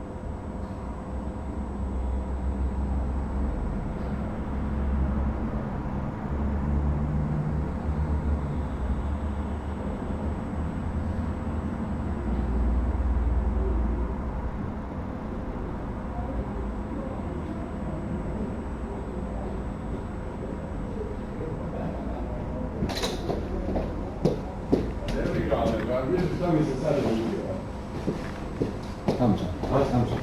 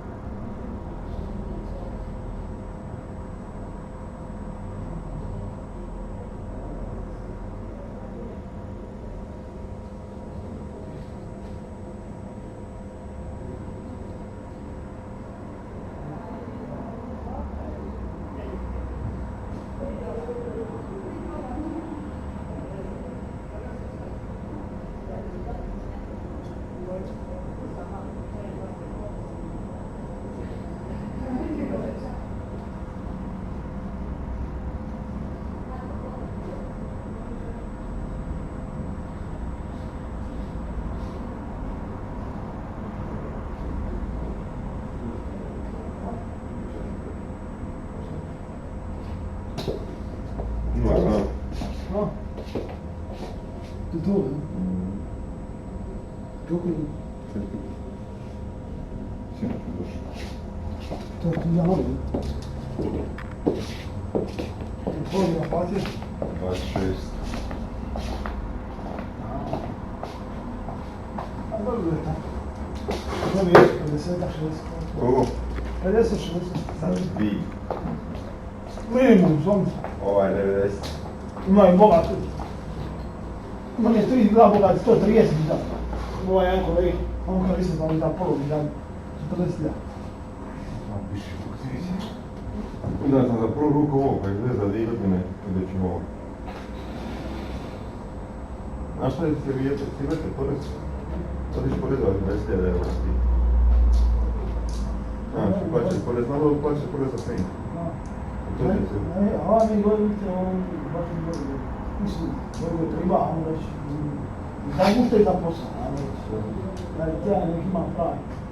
I za 130 nije nešto, možeš kupiti auto. Ja, ovo tradično bilo to je.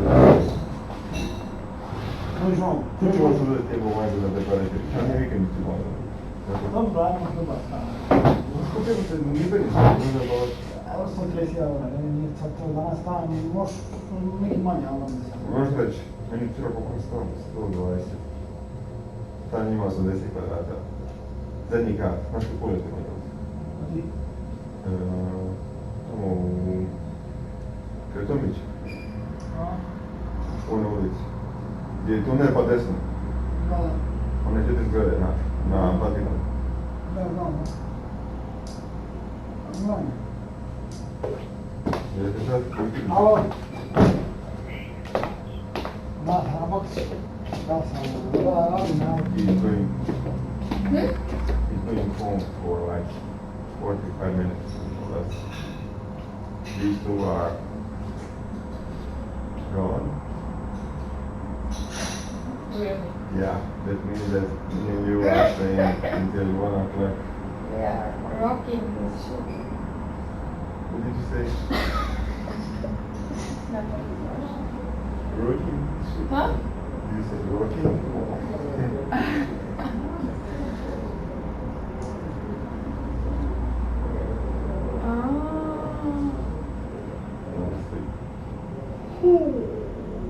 Did you went out?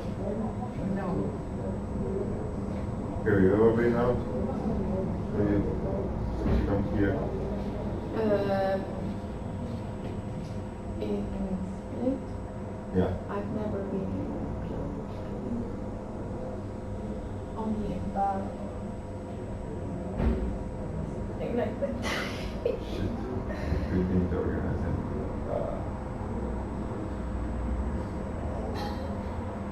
Last weekend we've been in Zadar and For Erasmus. yes. It's And very nice. they all said that Zadar is a better night. But I can't. Oh. Što da je Zadar bolji van kada večer?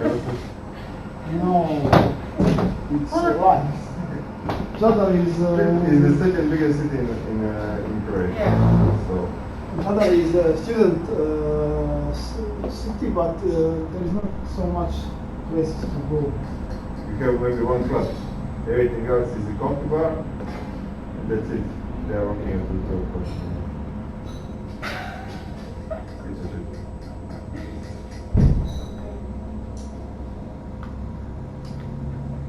Nije malo. Reći da voliš. No, nisi isto ovo. Nisam. A, šta bi? Kako se dobivaš? Mati, nisam do 9. mjeseca, mi još išlo nam se nije dalo da više.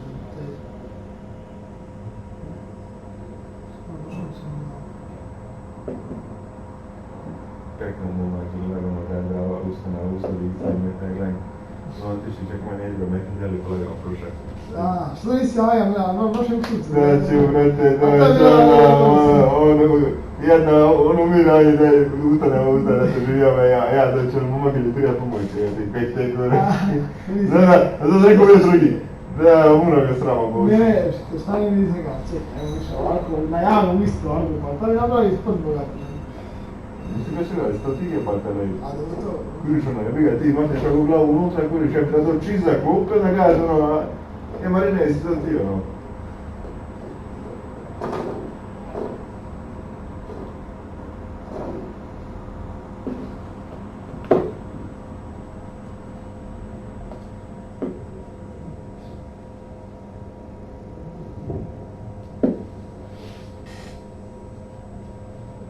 Ali to što rekli, jedu stvarno su biseri su, baš, to je baš...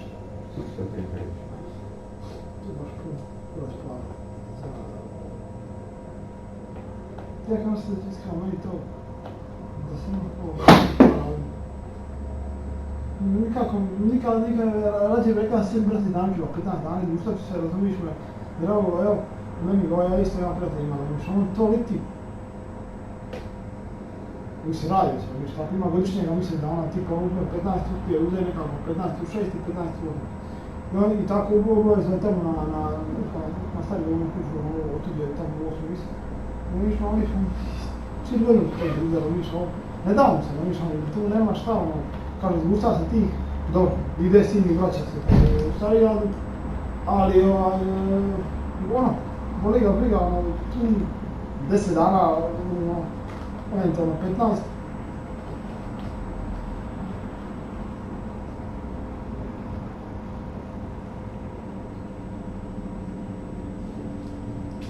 Onda kaže ono, da baš mi govore, da je stav, mislim, uzapravno, da njemu ovo to on kaže da nikad ne uzda sam, kaže, to 365 dana koristim ga, ne koristim ga 330.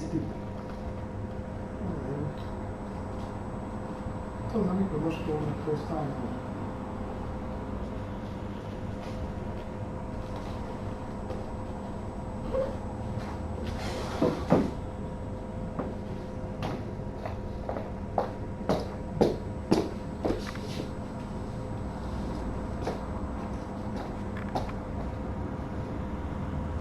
Kako je naš mami? Gdje je vrlo teško, maš? A ti si to napraviti, ne? Razgovor program. A ti tako? A je to povezano s čem? Ne, ko je došao? Povezano s čem? Povezano s čem? Šta je to? Ti se dobra, ajde, znači imam. Šta? Uče se ona TC oma ti dođe, ona je doma škola. Da kao da si TC... TC ovo, ja sam TC tamo kao... To ti kaj, centar za cjeloživotno obrazovanje, kada su nekako... Ovo je...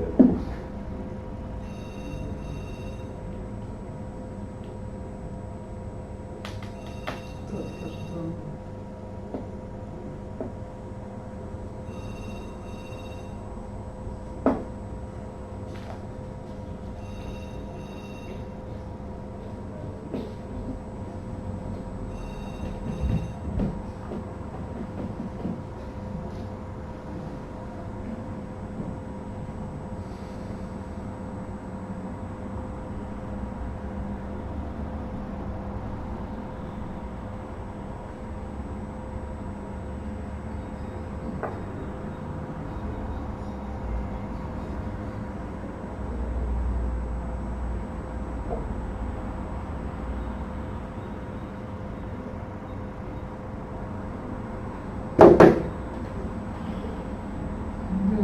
Ja sam isto nešto razmišljao tako, ja sam rekao, rekao sam sebi, aj prvo da ovo par možda da ići, a rekao sam aj prvo da ovo završiti pa ću da vidiš, ili ću ići u Zagreb ili ću što razmišljati. A kada će moja ekonomija, kada će ovaj kraj ekonomija, ukuraz mi razmišljati. I tako sam sad ne znam kako izgledati.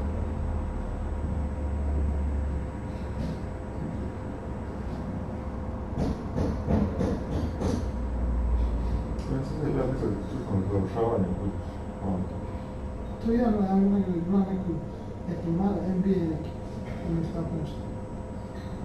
Master, mislim ovo je master, da se znam još neki nešto. Da sam čak mislio ići na specijalizaciju.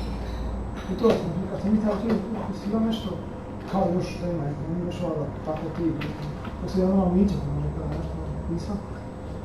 Se rekao, ono opet to je slično, jer do 29 godina, pa i tamo do doktorata, ako možemo. To mi je bila ideja, ako ne uspijem neku specijalizaciju van, onda bi išao odito. Zagrebu stupu.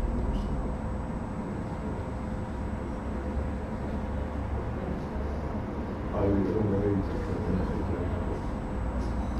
Nije na uglavnom, ja sam počitao na tu knjigu. On je rekao da će se pitati da razmišljamo da ćemo našo da će neke možda ilizioni primjeri će dali sin opet. Ništa, mi dali našto. Ali klasifikacija poduzetništva, ja sam pročitao, nisam tu, on je rekao kao ne mogu, ko će to ući još, sam rekao. Ja tada idete učiti knjiga, morate pročitati. Koga ti klasifikacija poduzetništva, inače ako nisam učio kao 3 godine, kako ću za to? A nije, brate, ne kopirao se to. Majde, ima nekaj? Ima.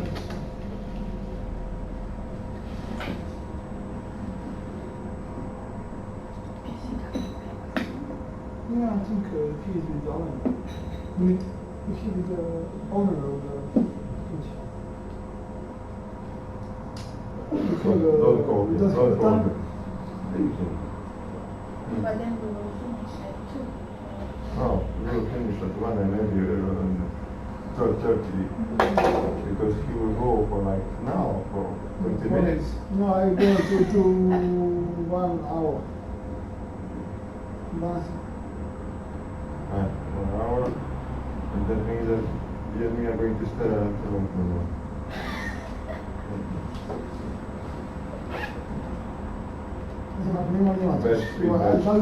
nema njemačkog špivavanja na stvari. Did you go in Germany like in the middle of this class, no? Through the door, home or? What, leaving the classroom? Yeah, in the middle of the class, yeah. No. It's forbidden or like It's culture thing?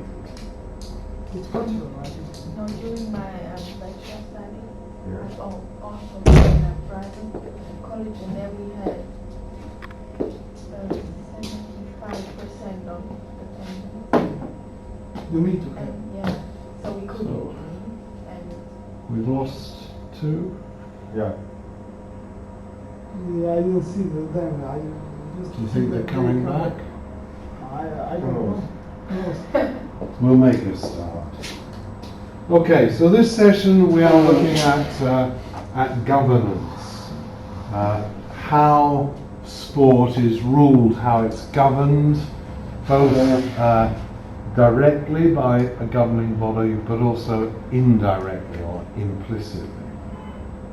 So let's start with looking at 3 different approaches, 3 different ways in which sport is governed. So they're called systemic, organisational and political. These are really just names, they're not very helpful in understanding. If we look at what is the focus, what are they concerned with? The systemic one is concerned with competition, cooperation and mutual adjustment. So how do the clubs interact with one another? So an example would be any league. Any league is a systemic form of governance. And that is the one we are probably most familiar with. However, there are other ones. The organisational one is concerned with normative, deciding what is normal, ethically informed standards of managerial behaviour. So here we are setting standards of how people will operate. So some examples of organisational governance: the European Club Association, the League Managers Association and the Professional Footballers Association, which is a trade union. It's really the players' trade union. Now these operate all the time. The last one doesn't happen so often. It's political, and it's called political because it's how governments or governing bodies steer rather than directly control. So they're trying to set guidelines, they're trying to encourage best practice, but they're not being police, they're not being law, they're being more, I suppose, like the church. They're trying to lead best practice. So some examples of that from the UK: a football task force which looked at the problems in football as business, established by the government, and then very recently the House of Commons, that's the lower half of our parliament, they had a select committee inquiry into football governance. That is still continuing, and again it's about trying to persuade football to reform itself. It's now reaching the point where they're saying, if you do not reform yourself, we will make laws to force you to reform. But that's really the last possible thing anybody wants. If football will reform itself, everybody would be happy. So they're the three different kinds. The systemic, which is the one we normally come across, the organisational, which is really the support organisations, and then the political, where we try to steer people into new practices and better practices. Now, the other kind of levels of governance are this: international, continental, national, and regional. Now, if we take football as the example, then we have international is FIFA, continental would be here, it would be UEFA, and national it will be Bundesliga, Croatian League, Premier League in England, and then regional within a country. So for example, in Germany at level 2, you go regional in football, level 3. In England, we don't do that until level 5. No, level 6 today. At one time we did it at level 3, and I think not doing it until level 6 is not sustainable. I'm sure there will be a change, because at level 6 the clubs cannot afford to travel the longer distances. And there's some quite bad examples of clubs saying, look, you know, you're going to drive us out of business. We would rather go down one more level to go into a smaller region, because we cannot survive. So I think they're going to have to increase it. Originally, the first regionalisation was at level 3. It's now level 6. Here also is level 3. Yeah, and level 3 in Germany. So it makes sense. It makes sense in Scotland, which is a lot smaller than England. Scotland is about 6 million people. They don't have it until level 4. And again, it's a little bit crazy. I think in the UK we're not very good at that. Now what is interesting is these don't in fact integrate very well at all in most sports. I mean, in football, if you think of FIFA and UEFA are really kind of heads against one another. And Michel Platini talking about maybe standing against Sepp Blatter in the next elections. And it's the head of the Asian football is going to stand, he says, against Platini. What's his name? Prince from Jordan. Prince Abdullah? I'm not sure, but he is definitely going to stand against Blatter. And it's partly because the international organisation has become very lazy, very corrupt. It's time for reform. Time to change. Time for change, definitely, yes. Whether we will get change or not, I don't know. I mean, we had a similar situation with the IOC 15 years ago, and they managed to reform themselves enough to get over the problems. They had a big scandal with bribery in the Salt Lake Winter Games of 2002, I think it was. But they recovered from that because they did reform. But Blatter seems to be totally against reform. They just talk, and nothing happens. And I think there are still some big scandals to come out. We shall see. I hope so. Okay.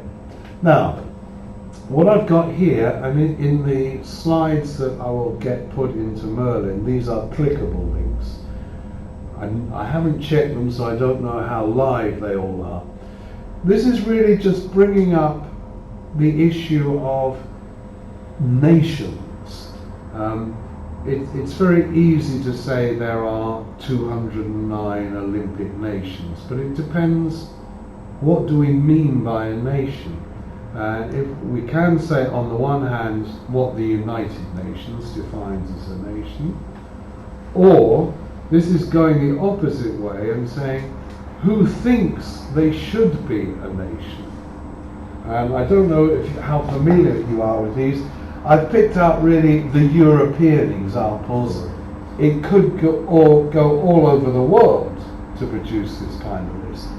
But if we look through it, if we just look at the UK, the ones I'm familiar with, let's see if you know where they are. Alderney. Any ideas what Alderney is? It's one of the Channel Islands, the little islands that are just off France, but have been British for 1,000 years. And they're now a kind of tax haven. They have a separate tax regime.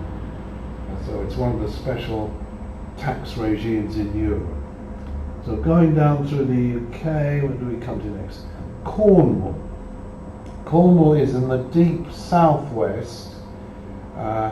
Their culture is very what is called Celtic or Hibernian. So historically, and with their old language, they are connected with Brittany in northwest France, with Ireland, with Wales, and with the west of Scotland. And they see themselves as independent. They even produce car stickers saying Cornwall, but not Cornwall. They say Kerno, which is the old Cornish language for Cornwall. So they're kind of a separatist group. They're going down Gibraltar. Oh, Gibraltar. Do you know about Gibraltar? Well, Gibraltar is the last colony in Europe. It is a British colony, right on the tip opposite Africa. Yeah. And they have been trying to get membership of UEFA and FIFA. And for a long time, the Spanish said, if you allow them in, we will go. And of course, Spain is a very big and important football country, so they said, okay. And Gibraltar pushed and said, look, this is not fair. And eventually, there was a ruling that Gibraltar must be allowed, but UEFA still wouldn't let them play. They're one of these funny countries. I think the other one is probably on here, yes, Kosovo. Kosovo is this kind of semi-official state. You don't want to go there. Hmm? You don't want to go there. No, but in football terms they have a national team, but it's kind of restricted in who they are allowed to play. So Gibraltar has got to a similar situation. The other interesting one with the UK is Great Britain and Northern Ireland. Now, Great Britain and Northern Ireland, that is what politically the United Kingdom is. But in football terms, of course, for historical reasons, we're still allowed to play as England, Wales, Scotland, Northern Ireland. You're aware of that, yeah. Which is crazy. It's indefensible. I don't think we should be allowed to do that, but it is for historical reasons and because the football leagues are in those four countries. We have terrible problems in our relationship with Ireland. If you looked at London 2012, we were in London 2012 as Team GB. And if you think about it, there's something very strange there, because GB, Great Britain, is England, Wales, Scotland. It does not include Northern Ireland. If you have Northern Ireland in there, it should be Team UK, Team United Kingdom. So you think, well, in the Olympics, why were we not Team UK? And the answer is because Northern Ireland is very, very complicated with sport. In Northern Ireland, or in Ireland, the whole of the island, which is Northern Ireland and the Republic of Ireland, a separate country, sports are organised in three different ways. They are organised either the whole of Ireland, like rugby. There is an all-Ireland rugby team. There is not two national teams, it's one national team. Then there are sports where you are born. If you are born in the Republic, you represent the Republic. If you are born in Northern Ireland, you play for Northern Ireland and in the UK team. And there is a third group of sports where if you are born in the whole of Ireland, you can choose. If you're born in the north, you can still choose to be representing the Republic. If you're born in the Republic, you can still choose to be represented in the north. But once you choose, you cannot change. So it's a horrible mixture, and because there are different sports in the Olympics, there are different rules for Irish people in the different sports within the Olympics. Has anybody tried to change? Nobody's tried to change because it is just so political. Nobody wants to get involved in anything that's complicated. Okay, let's go on down. Just with the UK, we've got Guernsey. Guernsey is another one of the Channel Islands, like Alderney.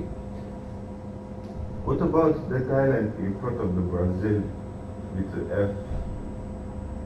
F? Sorry, The island in South America. It's the Falklands. Yeah, Yes, the Falklands are a colony. yeah. So I haven't put these on here because I've just picked the European ones. But yes, I don't know whether they have an international football team. There is now something called the non-FIFA World Cup. There is a World Cup for countries that FIFA does not recognise. So it's all these kind of countries. So with the UK, we've got Guernsey, a Channel Island, the Isle of Man. Do you know where the Isle of Man is? That is halfway between England and Ireland. It's like the Channel Islands. It is semi-independent. It has special tax regime. Only very rich people can afford to live there. And that they are very, very independent. They have had a parliament there for 1,000 years. Their parliament is actually older than the parliament in London. So they see themselves as different. People in the UK say, oh, it's just part of the UK. I'm not so sure. Is it this Isle of Man, UK, is that the famous TT race? Yes, it is. Yes, exactly that. Dunlop Brothers and... Yeah. Yeah, it's round the Isle of Man race. They close the roads and race on the public road. Yeah. I've been round there, round the track, on a motor trike. My wife and I sitting on the back of a trike. And one thing that just made me laugh, coming into a village, they have an electronic sign telling you your speed and saying slow down because there is a speed limit. Now, if you think in Britain, we use miles per hour. So 100 miles per hour is 160 kilometers an hour. So everywhere in Britain, these electronic signs have 2 digits. Because 2 digits will go up to 99 miles an hour, which is 159 kilometers an hour. Nobody drives a car faster than that. In the Isle of Man, they have 3 digits. Because of the motorbike racing. Okay, then the Isle of Wight, this is, to be honest, a silly idea that they are independent. It is an island just off the south coast of England. I mean, close enough you can easily see it.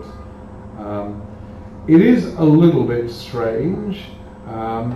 It was the last place that the Romans conquered when the Romans invaded. They didn't bother because it was an island. They conquered everywhere else and then came back and conquered that. So they've kind of historically seen themselves as different, but to be honest, they're not. Then we've got Jersey, another Channel Island. Orkney, do you know Orkney? This is an island group to the north of Scotland. There are two groups of islands to the north of Scotland, which historically were part of Scandinavia. They were part of Denmark or Norway. So they don't see themselves as British. In fact, the second one, Shetland is nearer Oslo than it is to Edinburgh, never mind London.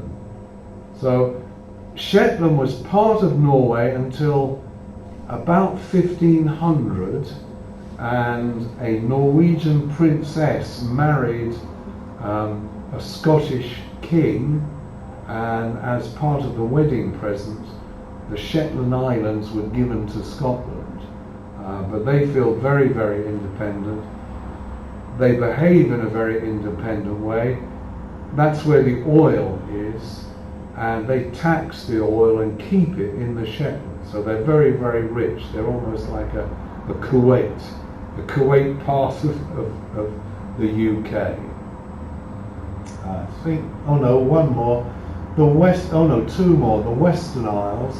That's the islands to the west of Scotland who speak Gaelic and rather than English, and they think of themselves as independent. And Ynys Môn, you won't probably find that if you look for it. What you will find is Anglesey. That's the English name for it. It's an island just off Wales where you catch the boat to go to Ireland. But it's very, very close. There is actually a bridge across. But they like to think of themselves as independent. So, I think some more familiar ones you'll see there that will be issues. Well, Crimea, who knows? When I wrote this, Crimea was definitely part of Ukraine. I'm not going to say today. I'm really not sure what's going to happen in the long term. And then, do you know this Gagauzia? I don't know this at all. Part of Moldavia. They see themselves as independent. What else have we got?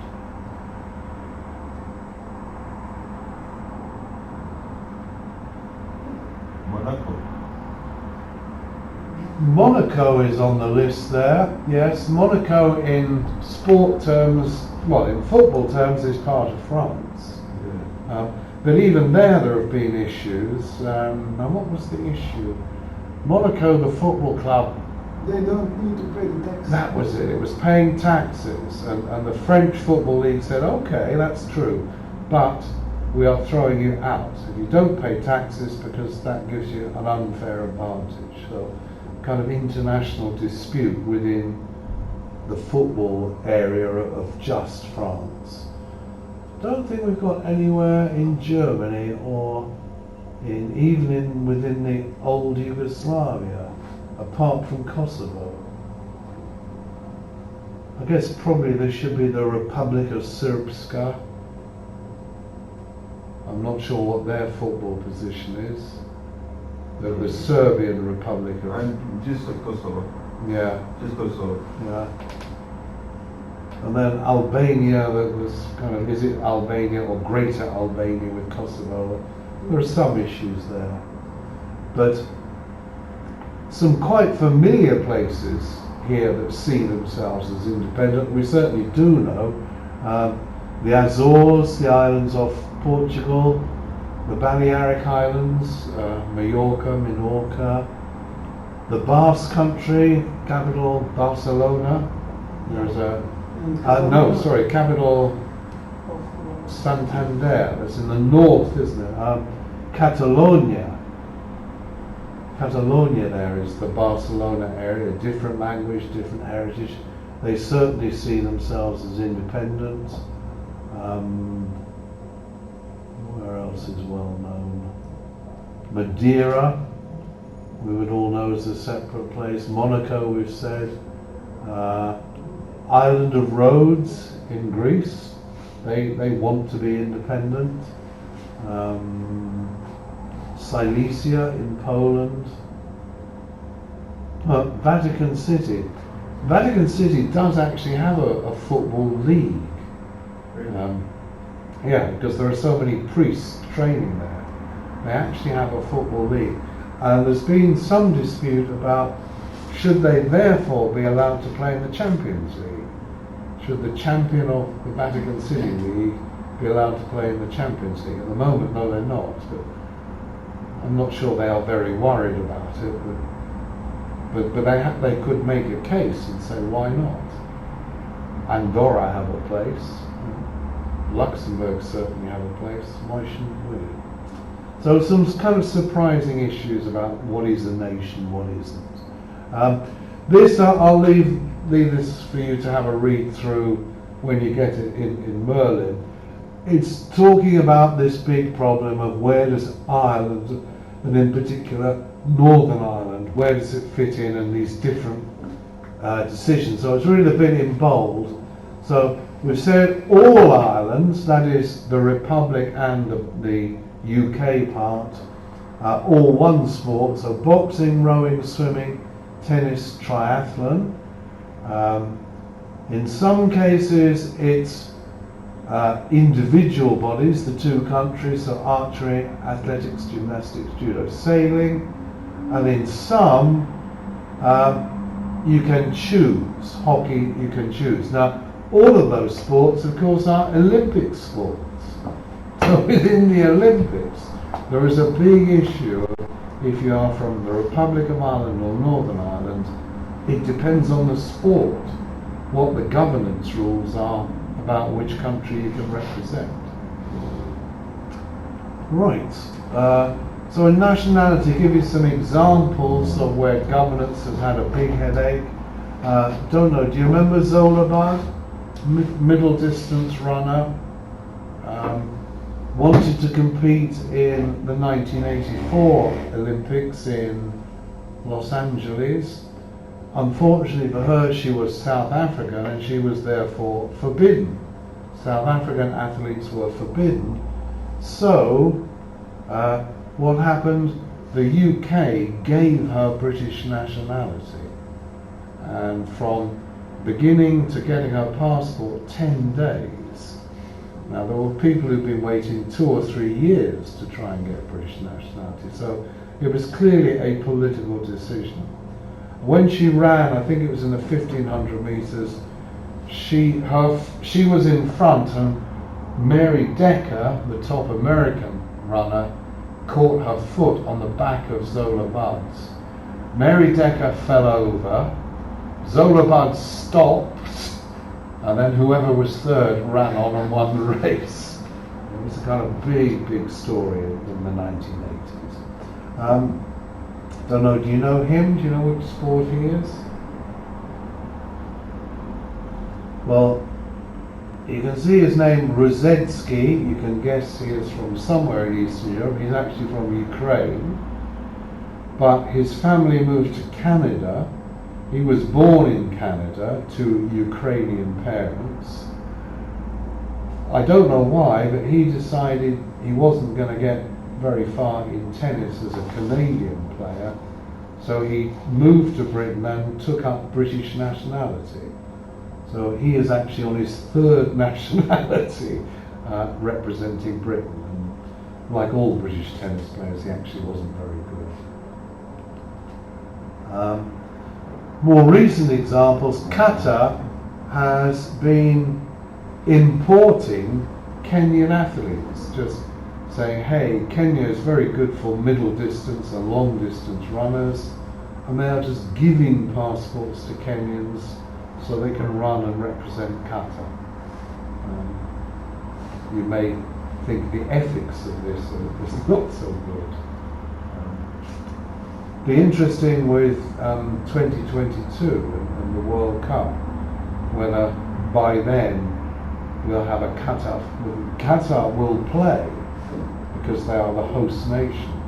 Be interested to see how many Africans are appearing as Qataris. We shall see. A silly example, Nigel Quashie, who is a black British guy. He has one grandparent born in Scotland but moved when he was 2 or 3 months old. So I mentioned him. He decided, well, I have a better chance of getting into the national team in Scotland than I do in England. So he chose to be representing Scotland, although he really had no connection with it at all. So some silly examples. Nationality, you would think, was nice and clear, and no, it isn't. Within a nation, within a sport, we have different levels of governance. So here I've taken the example in England because it's one of the most complex, so it's a good example. At the top of the governing body is the Football Association. They are, in theory, the number one governing body. They rule football. But in reality, this has stopped working. No. We then have the leagues which are not, as in most countries, one league. We have, in the middle, we have the original Football League, which is now levels 2, 3 and 4. What was level 1 has broken away from the Football League and independently formed the Premier League. And then level 5 and 6 are called the Conference. How you share the clubs on the Conference League? Well, historically they were actually independent and separate, but they've now all been joined together by promotion and relegation. So level 5 is the Conference, and the Conference level 5 is national, and the winner there goes up to the bottom level of the Football League. Bottom level of the Football League comes down to the Conference. Level 6 is Conference Regional, where we have North and South. Level 7 is 3 regional leagues, very roughly North, Middle, South. Below them, maybe 20 sub-regional leagues. Below them, county associations. It's just a horrific mess. They are not integrated in the way that the Bundesliga is. It's all German football is integrated into one governing body. Much simpler, much better system. But we have this crazy system. Then an example of organisational governance. You remember that number 2 in the first slide. The Professional Footballers Association, like a trade union, so they are working for players, not for the game, they're working for players, so a very particular part of governance. And similarly, the managers have their own professional body, their own trade union. The referees have their own professional body, would you believe? And then we have this body, Supporters Direct. Have you come across that?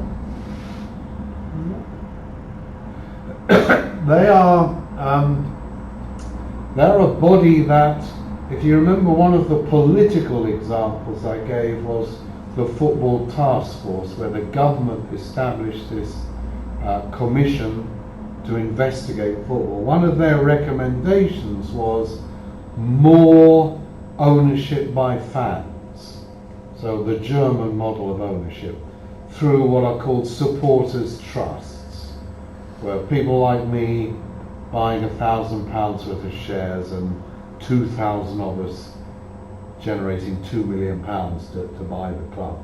And they said, well, fans need help, and it's kind of crazy if at every club they have to begin from zero.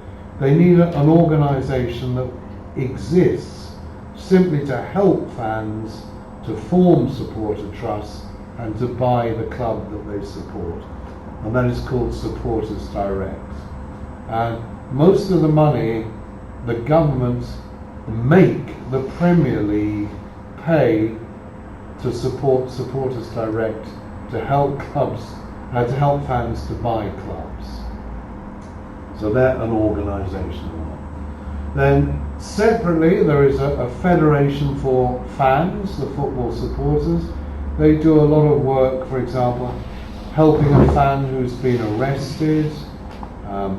When there is, for example, the UEFA tournaments, they set up what they call fan embassies in the different country to help fans with language problems, accommodation problems, any police problems. So they are part of the governance. And the last one, there are more and more, but just this is, I thought at some point I'm going to have to stop. The National Association of Disabled Supporters, fans who have mobility problems. One of my students in Coventry became involved with them very seriously. He was very badly disabled and actually had an electric wheelchair where he would control it with his hand like that. And he was a fan of Aston Villa, and he got quite angry because he said every club that he went to as an away fan, the normal fans were divided to keep home and away separate to stop fighting. And he said in the small disabled area where he could park his car, everywhere they separated them. They would have kind of 10 places for home fans, 10 places for the away fans, separate. Except at Liverpool. He said at Liverpool just said, oh, you disabled fans, you're not going to fight, you can't fight, we'll put you in together, doesn't matter. And he got angry and he said, I am being discriminated against because I'm not being separated from other fans. If I was able-bodied, you'd be treating me in this way. But because I'm disabled, you are treating me differently. And we think, that's interesting, there is a logic. So he took Liverpool to court. The day before it went to court, they agreed a private settlement in secret. I suspect Liverpool gave him a lot of money to keep him quiet. I suspect Liverpool now also separate them to avoid it happening again. But it's just amazing. And the National Association of Disabled Supporters, they got very active in supporting him, gave him all the legal advice.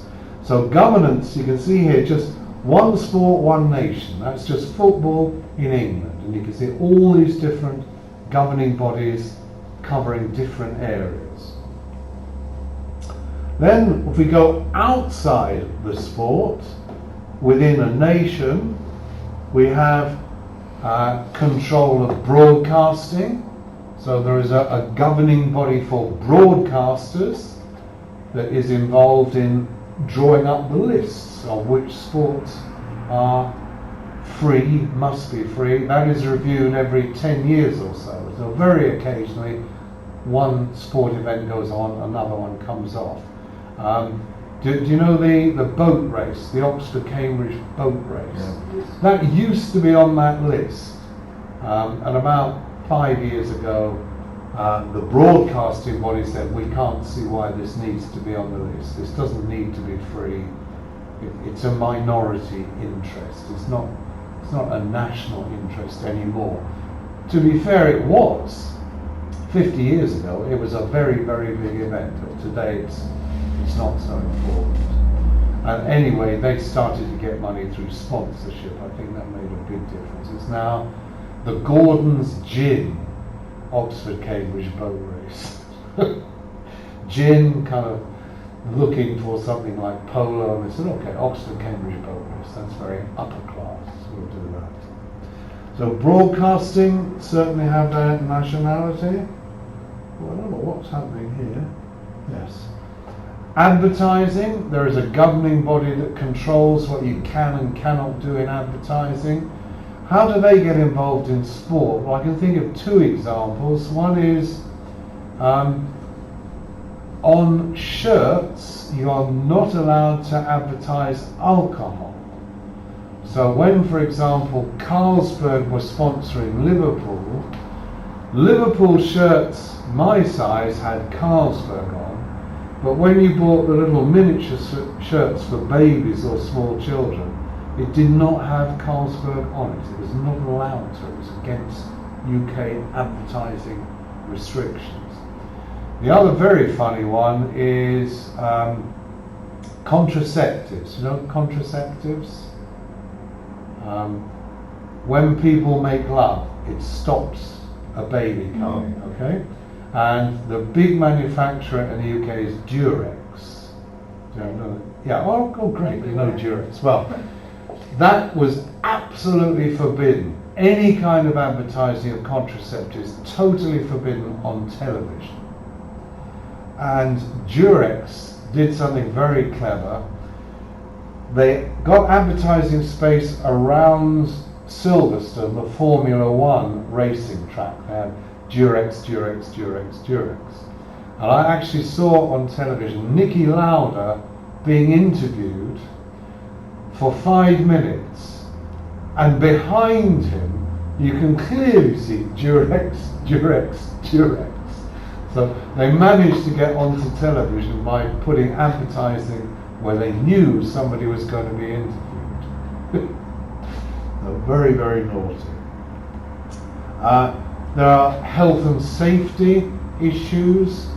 We mentioned things like whether standing is or isn't allowed. In England, it's only allowed below level 3 and below. Whether alcohol is allowed, only allowed at level 3 and below. Fireworks in the UK completely forbidden. So they're involved in the governance of sport.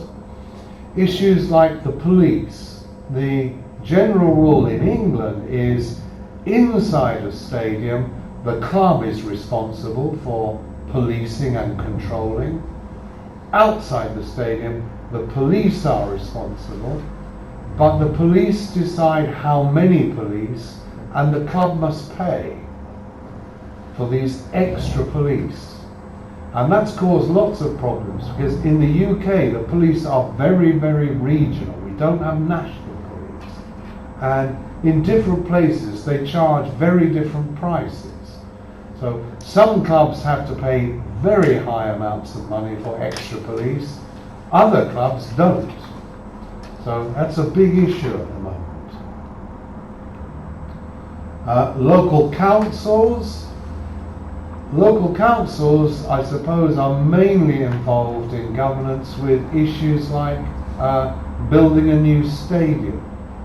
You need to get building planning permission from the local council.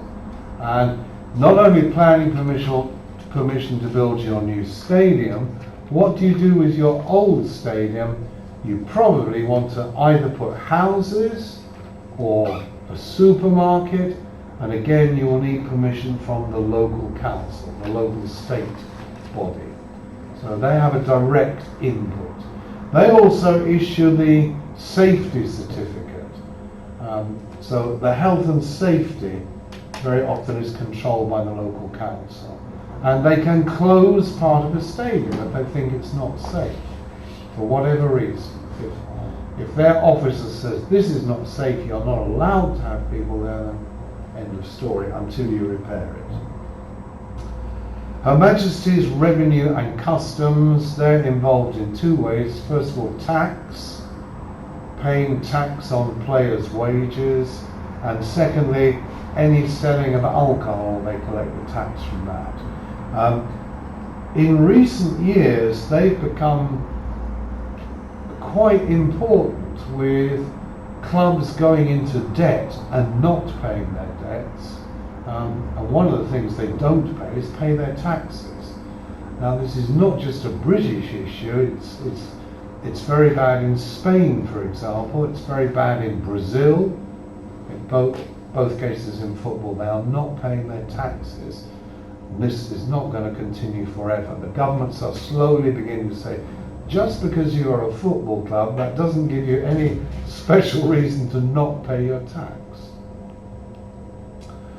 And then the Department for Culture, Media and Sport, so this is the government level of involvement in sport.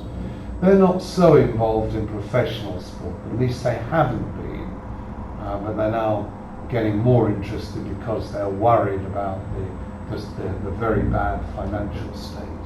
So all of those are involved in governance, but all of them are not actually sport bodies. They all have an overlap with sport. Okay, at an international level, we have non-sport bodies who are involved. WADA, the World Anti-Doping Agency, they are responsible for testing for drugs and controlling and punishing the events. It does vary from sport to sport. Football, I think, is very weak on drug testing and punishing. We had an example in England of a player who failed to take a drug test. He was banned for 8 months. In every other sport, he would have been banned for 2 years. Do you think that they are doing a good job? I don't know. WADA, I think they are doing as good a job as is possible. I think they will never do a perfect job because every time they develop a test, they invent a new drug, so WADA has to catch up and find a test for finding the drug. For example, the Olympic Games 2008, Chinese, I don't know, they crashed the Olympic Games. And when the Olympic Games finished, I don't know, as the second major, I don't know, some sports, let's say world champion in something, like, I don't know, they didn't finish even in top 10, top 15. Yeah. And when they come, like on the border, like to test them, like you can find Yeah, I mean, they're certainly not 100% perfect, that is clear. But I think today things are better than, if you go back to the days of, for example, East Germany. East Germany was unbelievably good at sport because of drugs. And I mean, that is now accepted as fact. That there was serious drug taking by the East German teams in all the sports. I think is that? Would you say that's fair? Fair? Yeah. No. Is that true? Sorry, I mean, That they is took it the drugs? true? Yeah. I don't know, I just heard that I the don't training know. programs in East Germany, that they were much more harder, and that still the people from East Germany train harder than. Yeah. No, I think it was a lot to do with drugs. But as no, well. I tracks don't know. Yeah, no, I'm pretty sure. So I think while that is doing a better job than was being done 20 years ago, is it a perfect job they're doing? No, it isn't. And it depends a lot on the national. Yes, it depends. Some sports resist WADA. Football definitely resists WADA. Cycling resisted WADA for a long, long time and said, no, we are clean, when clearly they were not. Yeah, we have United States.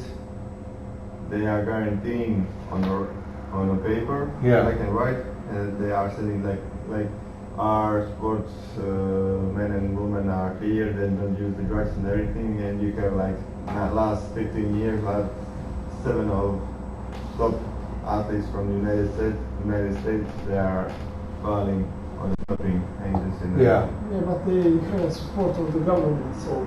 But Yeah. like 15 years later, everything come, the whole know the truth and everything, but they're still like, we have better, our government is standing behind us, so we cannot do the anti-doping test and everything. Yeah.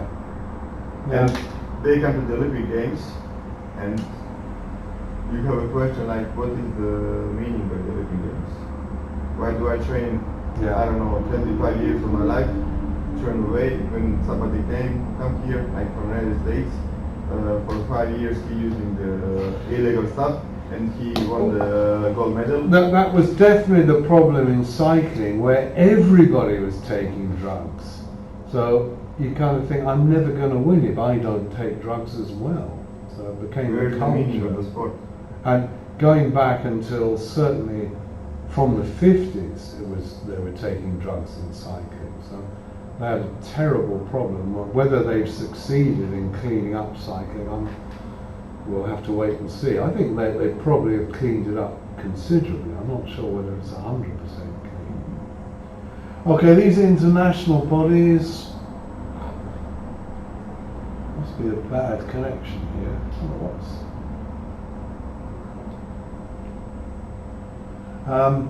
The United Nations Office for Sport for Development and Peace, they try to get involved in things like encouraging sports between Israel and Palestine. They're not very successful, I would have to say, but they try. UNESCO, much more directly involved, particularly with children. UNESCO is the international charity for children's development, and they use a lot of sport in supporting orphan children going in after after a war somewhere like Biafra. They go in and they use sport for children's purposes. The World Federation of Sporting Goods, they have an organisation, and it goes on and on and on. So core to sport internationally, I put a couple here with links. CAS, the court for deciding legal issues that are not covered by national or international law. Their website's very interesting to see what they have ruled on and what they haven't. And there are plenty of blogs that investigate the outcomes. And I've just put on there the Gibraltar football ruling, which has been largely ignored, for what was decided by UEFA, but what didn't happen. So they're live links. Okay, now timing, we're getting a little bit behind time, aren't we? Yeah, okay, and then there were two. It's getting kind of crazy. If you both go, see you. Okay, nice to meet you. I think what I'll do is I'll do the last lecture session, and then we'll see how much time there is, and we'll look at this case and the last case, because we're not going to have enough time to do both cases. So I think I'll do it that way. Are you happy if I do that? If we just do one more lecture and then take what time we have to look at this case and the Milan Mandrich case.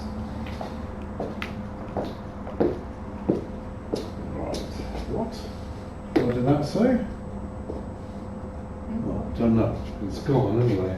It always frightens me when you see a message on there. And that was a message from the projector.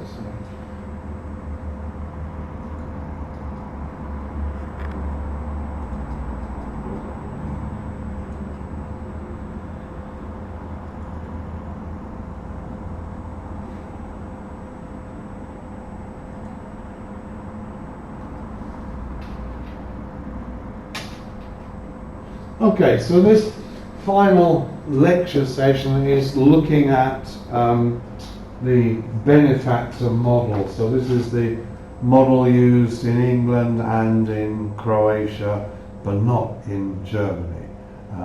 So it's having a rich man who says, I am a good man, I'm going to buy this club, I'm going to help them. Do they succeed? Let's have a look and see. But isn't it forbidden soon in football because of the financial fair play? It's becoming much more difficult, but what is happening with financial fair play is, if you take Manchester City as an example, he is throwing money into a youth academy. So again, they will just continue to be a better club because he's throwing money in there. Financial fair play is a good idea, but firstly, it doesn't cover everything, and secondly, the policing of it is getting more and more anarchic. Clubs are finding ways round it, and UEFA are also kind of saying, well, we'll give you 3 years to get yourself right. And I suppose the third problem is what is called ossification. Ossification means setting things in stone. So if you introduce it now, you've already got Chelsea, Arsenal, Liverpool, you've already got Bayern, and so it's just going to fix them at the top, and it's going to actually make it very difficult for other clubs to come up. So there are some problems. But basically this is the problem here with this model. Professional clubs operate in a business sector that is fundamentally different from mainstream business. So we're going right back to what I looked at in the first session. In particular, they compete in a constrained way defined by a league. Okay, they can only get ticket money once every 2 weeks. So that is very constrained how they trade. They have to work in a league with other clubs, so they compete with the other clubs, but they have to cooperate with them. So it's a very peculiar business model. No other sector like it. They have limited control over their revenues. For example, broadcasting, they have no control over. The league negotiates the broadcasting fees in most countries, not all countries. In Spain and in the Netherlands, the clubs negotiate their individual broadcasting rights. I don't know if you saw yesterday, I think it was, Deloitte published their list of the richest football clubs, by which they mean the biggest revenues. Always Barcelona, Real Madrid, way out in front of them. Yeah, 59 million. Because they negotiate their own broadcasting rights. They don't get 1/20th of the Spanish rights. They probably get, between them, they get 3/4 of all the money that's paid to Spanish clubs. Ajax is the same in Holland. So they have limited control over their revenues. Let's have a look at the revenues. The revenues, we can say, fall roughly into 3 more or less equal. It depends on the sport, it depends on the level, it depends on the country. But in general, they're going to fall into 3 equal parts. Broadcasting rights, the match day receipts, so the ticket money, and the commercial rights, which we can divide really into 2. The sponsorship money, which is by contract with a sponsor, and then related to that, the sale of merchandising, the selling of shirts, everything else, and so on. So more or less those 3 are equal. I'm guessing in Croatia, I'm guessing the broadcasting rights are probably less than 1/3. Would that be right? Probably. Yeah. I think the smaller the country, the smaller the percentage that comes from broadcasting rights. And I think in a very small country there's probably no money from broadcasting rights. In England this will be more than 1/3, because there is so much money coming in there. So these 2 are what we can control and remain relatively fixed.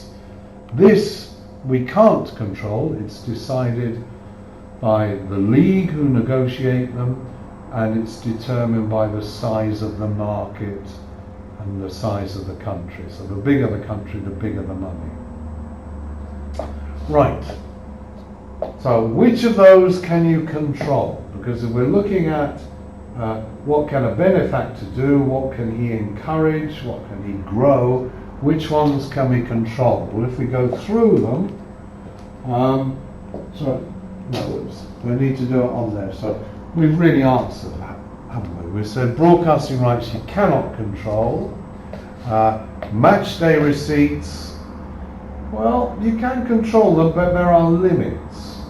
Do you know about price elasticity? Have you done that in economics? This is the idea, there is a limit to what people will pay. If you continue pushing the price up up to a limit, people will continue. When you reach the limit, some people stop Here, buying. in the States, I don't know, you can put the price like 70 pounds for the game. It would be 8 to 9,000 people each Sunday on the game. Yeah. Because here, lots of people support the Cardiff Split. Yeah. They know they are in trouble, they don't have money, Yeah, and they will do anything Yeah. for the club. Yeah. But you have an example of Dinamo Zagreb, last 10 years the world champion, Yeah. of the Croatian division, the best club for the last 15 years. And there they put the price of £1 pound Yeah. for the game, and they didn't fill the stadium at all. Yeah. There were like 1,000 people in it. In Germany, of course, it's nowhere near the limit because being fan-owned, they keep the price low. But in England, the Premier League have been pushing the price higher. I would say they have just about reached the limit. This year, what they normally do each year is they increase the price by inflation. This year, most clubs have not. They've kept a fixed price, which actually means it's cheaper for people to buy with a fixed price because of inflation. So I think they're reaching a limit. There is also fan movements demanding that they lower the prices, in particular for away fans. They're saying if you have to travel, you have to spend on accommodation. Their slogan is 20's plenty. They're saying there should be a maximum price for away fans of £20. They're prepared to accept home games, the Hajduk effect that people will pay. And it's very interesting, if you look at the prices, they vary very considerably depending on whether the fans are rich or poor. Clubs like Arsenal, the season ticket at Arsenal for the whole season is something like £2,000. At somewhere like Wigan, it's £300. So an enormous difference depending on which city and how rich the city What are you is. giving for that? What are you getting? You're getting one ticket for every game in the season. That's it. That's it. Yeah. Maybe priority on cup tickets, but it's only the league games. So the sale of tickets, you have you have total control, but within limits. And maybe in England we're reaching the limits. The commercial rights or sponsorship, you have total control. It's up to you to negotiate individually. So that's a good area. Sale of merchandising, you have control, but again there are limits. How many different shirts are you going to produce? And it's now standard practice to have at least 3 shirts every season. Every time there is a new sponsor, there is a new shirt. Nobody wants to be seen wearing last year's sponsored shirt. But again, we're perhaps reaching limits. The unit price is reaching a maximum. You were saying yesterday £70-80. Similar in Germany for a shirt? Yeah, I think between 70 and 90 euros. Yeah, that surprises me. In the UK, it's probably about 50-55 is the top price. But again, they're not pushing it any higher because I think people will stop buying if they go any higher. People here don't buy it, like tourists buy it and that's it. Really? Yeah, but who's going to give that amount of money Yeah. here? Yeah, Nobody. yeah. Like if you're working like, I don't know, half of your salary you're going to give for a shirt or dress and everything. Yeah. It's crazy. It's interesting, in the third world there is an awful lot of black market shirts. Yeah, black market, In yeah. Kenya, I saw lots of people not only wearing the shirts from clubs that have gone into administration and then had to give the shirts away. You know, people wearing Arsenal, Liverpool, Chelsea. I'm just looking at them and thinking, no way can they afford £50. How would they buy it anyway? Over the internet? You're in a tiny village with no internet connection. So they are completely counterfeit. Same in China, big difficulty there in controlling it. I noticed in Kenya, a couple of places I saw a bar with a massive Arsenal logo. But when you looked at it, you think, well, that's not quite right. And you can see it's hand painted, so it's not a perfect logo. And they've just put that up. They're not paying any money to Arsenal. Arsenal probably don't even know that they've done this. And then they don't care. No, and then they wouldn't care. But it's interesting, you'll hear people say, they are global brands, these football clubs. But not in the way that Coca-Cola and Pepsi are. Coca-Cola and Pepsi, if you painted a Coca-Cola or Pepsi logo in Kenya, boom, they would be there stopping you. Because they have a presence in the company, they probably have a factory in the company, they have salespeople in the country. Football clubs don't. They have no idea what's going on in the third world or in China. Okay, so quite a lot of differences in what they can control. Right, what can they also do and need to do? They can operate with a social dimension related to the local sense of identity manifested through the fans. So this is the idea of the club as construct, a social construct. So it's suggesting to build on that, clubs should have a conscience. Clubs should have a responsibility to help the local community. And to be fair, most of them do. They will send players into children's hospitals to go and see sick children. They will do things like that. But on the other hand, they will also, in the Premier League, charge £600 for taking the child out onto the pitch. So they're a kind of odd mixture. There is some social responsibility and some completely unethical behaviour. They're operating in a sector that attracts high levels of attention from the media and in which individuals can achieve celebrity status. So if you're very rich but nobody has heard of you, the one way to quickly become famous is to buy a football club. And then everybody will know you. Probably everybody will hate you, but everybody will know you. No. If you want something, if you put 300 million euros, pounds in a club, everybody will love you. Yeah. But if you sold it and make disaster of the club, then they are going to go up. Yeah. So if you're thinking of buying a club, the two things that might stop you are you don't have that much control over your revenues. That's bad news.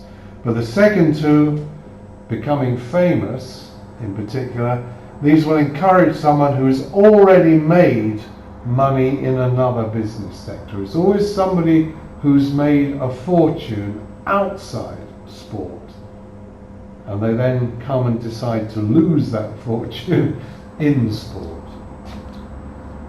And it's also somebody who likes to be in the public eye. So we're saying, hang on a minute, profit is not the motivation in most cases. Even though it's very rich people, they are not looking to make a second fortune from owning a club. They are happy to lose the money either because they love the club or because they love the publicity. Add to this the potential to make a profit. When you look at the money coming in, you think, my God, I'm a good businessman. I could surely make a profit when the revenues are so high. And that attracts benefactors. Rich men come in and think, I could be the one who is different. I could make an enormous profit. But do they know what they're getting involved in? No, they don't. What we're talking about is every year, every annual account, there are financial losses. Clubs regularly lose large amounts of money. In a 5-year period from 2003 to 2008, the top 92 clubs in England together lost £1 billion. And that's just unbelievable. That's just 92 businesses lost that amount of money. Over £1 billion. Scary. What they don't know they're getting into is what I call this addictive. It's like a drug, isn't it? The habit of buying expensive players.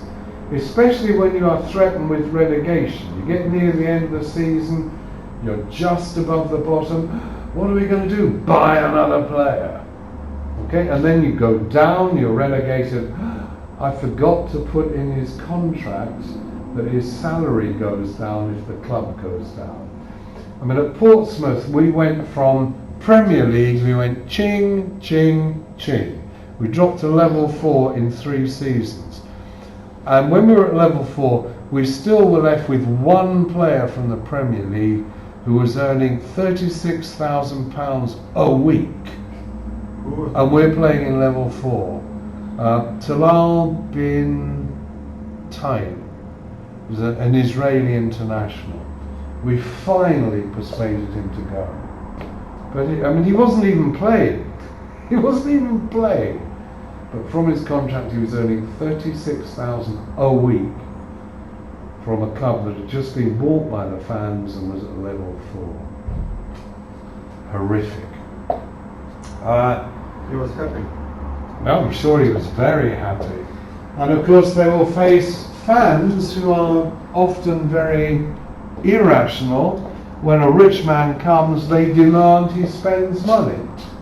And they accuse them of not spending enough. There's a kind of belief that if you are the owner, then morally you should be willing to continue throwing money in and losing it in order to compete with the other teams. Slightly strange, and it's slightly inconsistent. So what are the possibilities of putting money in? You can simply give the money, which is called endowment. Very rarely happens. You can get money through sponsorship. Most rich people will go for this though, what is called soft debt. Lending money to the club, interest free, and no pressure to pay the money back. At one point, Ibrahimovic had put £350 million into Chelsea as a loan. No pressure to pay back. He wasn't worried. But that's not a very good system, is it? Because if something happens, supposing Abramovich was killed in a car crash, what would his wife do? She'd want the money back because it is a loan. She's going to say, hello Chelsea, please give me back 350 million. And Chelsea goes, well, how can we give that back to you? We're losing money every season. He is increasing the debt every season. We just do not have a financial model that can pay the money back. So that's why it's very high risk. What is much more safe and much more sensible is, instead of lending the money, if the rich man buys shares, he purchases shares, or equity as it's also called, because then the money's gone. You have no claim to get it back. If you want to get it back, you have to sell your shares to somebody else. The money's gone into the club, end of story. The money sits with the club to never go back. And in fact, when financial fair play came in, Abramovich said, okay, you've got 350 million, I've lent you, let's forget the loan, just give me shares to the value of 350 million and the money is yours, you never have to pay it back, I've just got the shares. So he was good in that sense, but there are still a lot who don't, there's still a lot who lend it and say, don't worry. On the darker side, a lot of rich men come in and say, hey, let's build a new stadium because we can make money selling the old stadium for houses or for a supermarket. And in English football, we've actually had examples where men have bought a club, come in, sold the old stadium, and haven't actually built a new one. They said, oh dear, right, well, we'll play in a different city, nearby, another 20 miles away. Terrible, terrible for the game, terrible for the sport. So it's not just new stadiums to build, it's old stadiums to sell to supermarkets for redevelopment or for housing. So what happens? Club faces a financial crisis, maybe at a level where it will cease to exist. So what happens? Well, either a new owner appears or they don't. If they don't, the club fails as a business, and what we get is a resurrection club. They will be ordered to go down 2 levels. They will probably have to change their names slightly. An example at the moment in England is Hereford United. They're finished as a company. They have reformed a new company called Hereford Town, and they're going in 2 levels below. Now, with this model of the 3 C's, the construct remains the same. To the fans, it's the same club. But in terms of the club as company, it's 2 completely different companies. So, well, let's say a backer does emerge, so a new owner comes in. They could be what I call a type 2 benefactor. Somebody who is an entrepreneur with no obvious attachment to the locality or the club. This is bad news. If they have no attachment, they will move out very easily. This happened twice with Portsmouth. We had new, very rich Arab owners, one of whom was never seen. There is no photograph of him. And there's a big question, did he actually exist, or was it some front for some company? But they had no commitment. When they got bored, they simply sold the club and moved on. And this kept happening. This is why Portsmouth got into bad trouble. On the other hand, we could be lucky and get a type 1 benefactor, where the backer is somebody local, a businessman who's got a very successful company. They are committed certainly to the place, the locality, and if they're going to buy the club, you can reckon if they're local, they are committed to the club. So there are a few like this. Middlesbrough is owned by a man who's put in 60 million over the years. Got nothing out, but he's happy to continue doing this.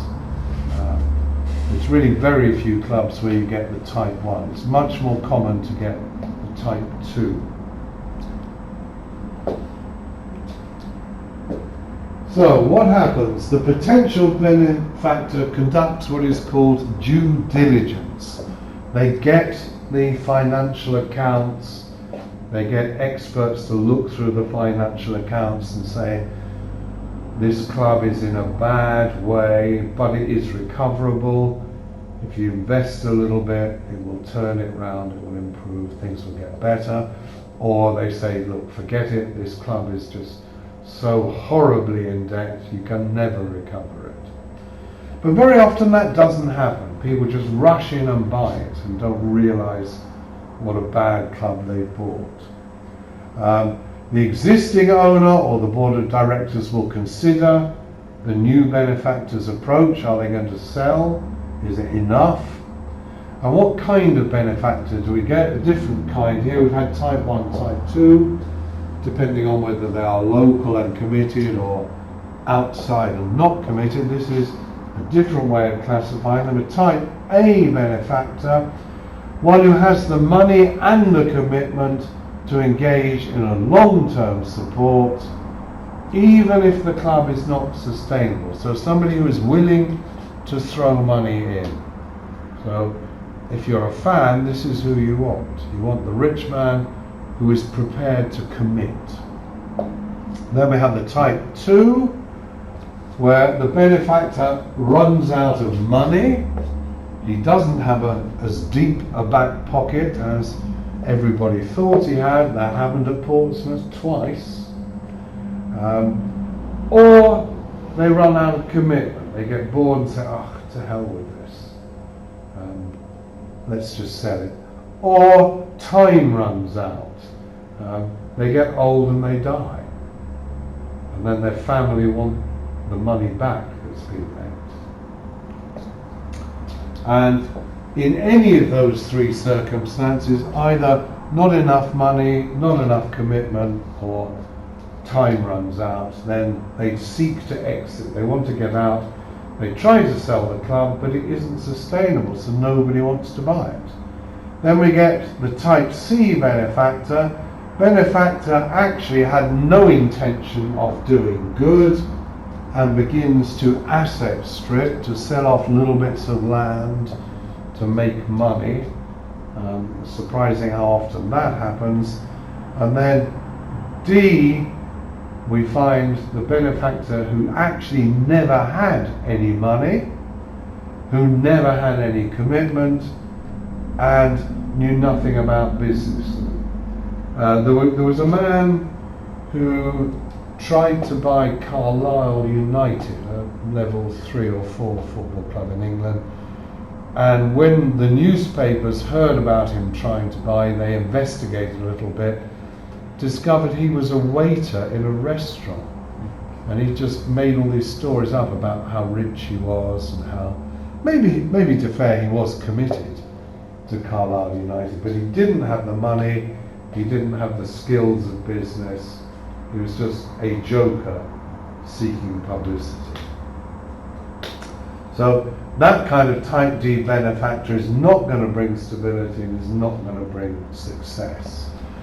So you get 8 different kinds. You get A or B, you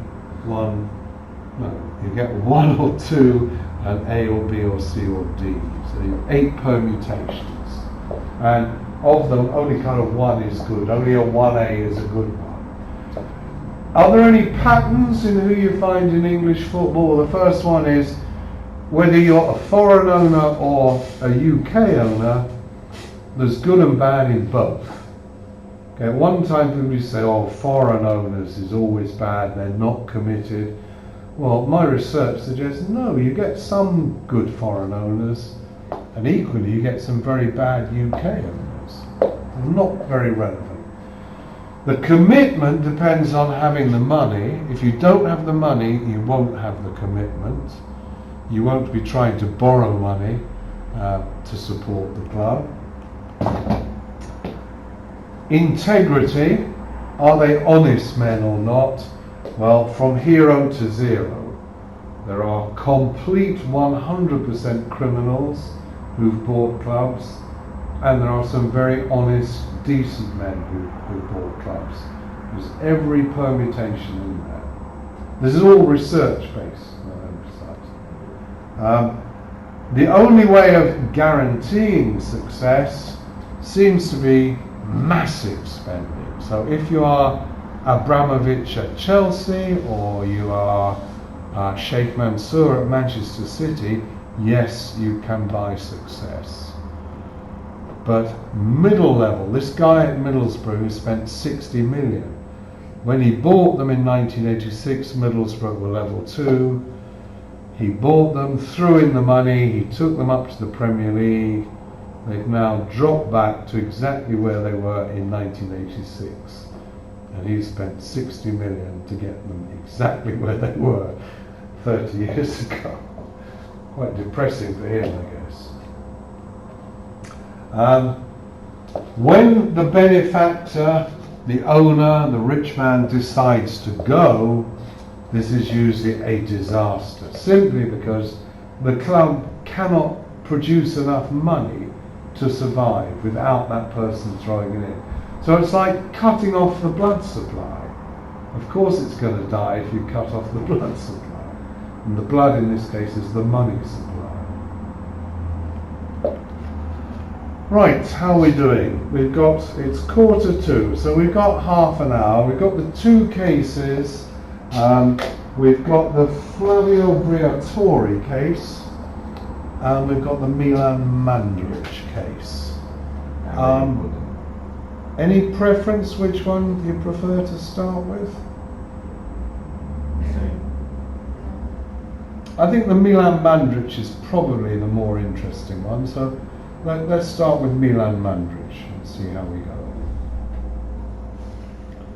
You've only got one copy between you, have you? I read it. You read it? Yeah. Well, I'll lend you a copy. I'll need this back. No, I don't need it back actually, do I? No. I can give it to you. Because I can always print off another one. Give it to her. So we're going to look at Milan Mandaric to start with. That's the shorter one.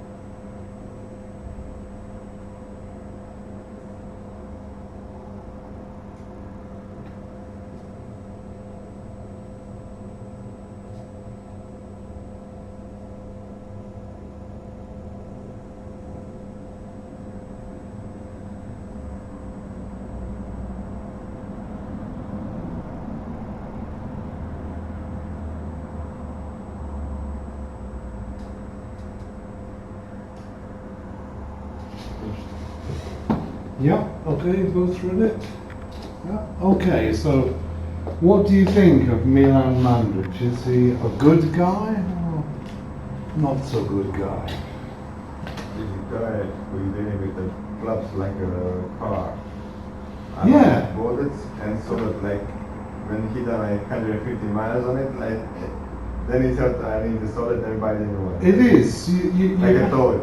You have to seriously wonder what motivates him. He is, I think, reasonably honest. There was a question towards the end where the police were investigating him for tax offences, but they did not charge him.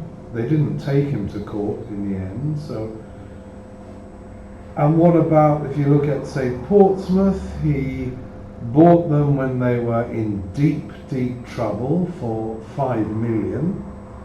He put in 20 million and then sold them for 25 million. So he didn't make or lose money. And what did he achieve? He got them into the Premier League. So at the time, most of the fans were extremely happy and loved him, and they would sing, "There's only one Milan Mandrić," at the games. But he was not very careful in who he sold to. He sold to a man called Gaidamak, Sasha Gaidamak, who was a French. He was a Jewish Frenchman, but his father was a French Israeli. His father was a gun runner. He bought and sold guns on industrial scale. So there's some very dirty money there.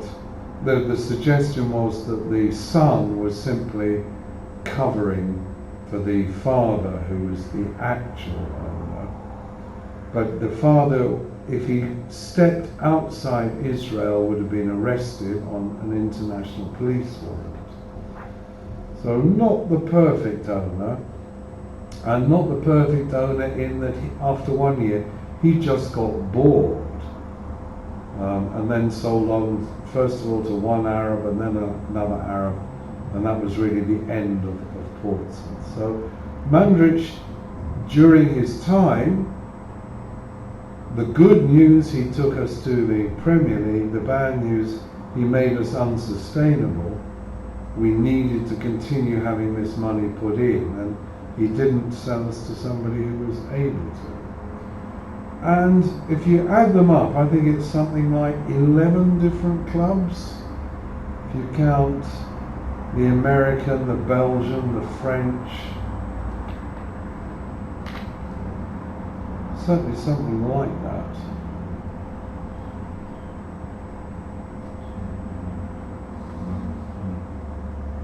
Yeah, 11. Oh. Well,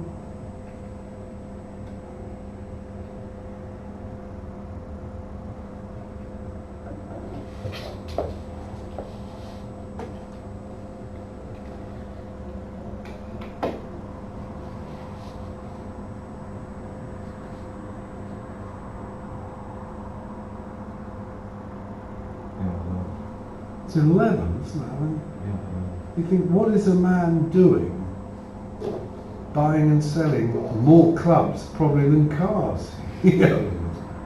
What is his motivation? Boring in life. He gets bored very easily, yeah. I mean, he was very enthusiastic. I mean, you can't, it doesn't show so clearly in the black and white. If you look at the blue one, there he is wearing, you see, there's only one Milan. He's wearing a Portsmouth shirt, and he's very proud of it. Yeah, but there are 10 other ones to go with that. Does he collect these photographs and have them on a wall of his house? These are the trophy clubs that I bought and sold. So he's the only example of this kind of serial, one after the other owner that I've come across. You find sometimes somebody will get to a second or even a third club, but nobody comes close to the 11 clubs that he's owned across 4 different countries. It's incredible. He's looking profit. Looking, Profit. yeah, well, I don't know that he is. I think most of them were like Portsmouth. They were actually neutral. He neither made nor lost money. But here, Leicester City, like put it for Portsmouth at 35, sold it for like 40, and then, but the co-ownership is it? He's still with Manchester. Yes, that was very strange. He said he was selling it, but actually became part of the consortium that bought it. Again, what is that all about? Does he have a genuine love of football? Well, yeah, I guess he must. Otherwise, why would he continue doing it? And the way he started was starting a football club of the company that he made his money in. So he must love football. He must enjoy being an owner, but his motivation is very, very strange. Is he good for football? No. No, he isn't, because what's the one thing he doesn't bring to clubs?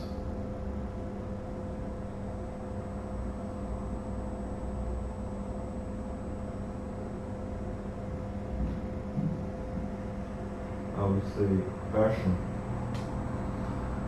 No, I think to be fair to him, he does bring passion. Yeah, he brings the passion. He would go to every game.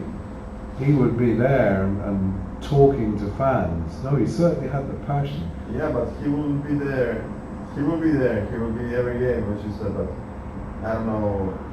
Here with the Portsmouth, I don't know, from 1998 to 2006, he was about in 2006 when somebody come, that guy from that French Australian, give him a money opportunity like immediately.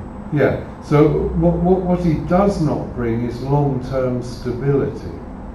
Not only that, but in the case of Portsmouth, when he bought them, they were not financially stable, but on quite a small scale, and he managed to make them not financially stable at a much higher level, which is great for the fans, but in terms of the company having financial stability, they were in a much worse position when he left. They needed a bigger, a richer benefactor than he was to take them or to keep them at the same level. Like 10 minutes ago with the blood.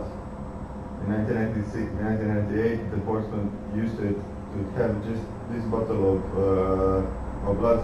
Yeah.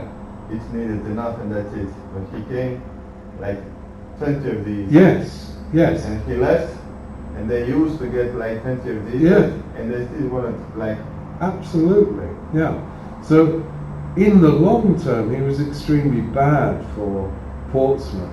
And I think you'd have to say he was equally bad for every other club, because he brought them short-term success and then sold them in an unstable state with no real check on who he was selling to.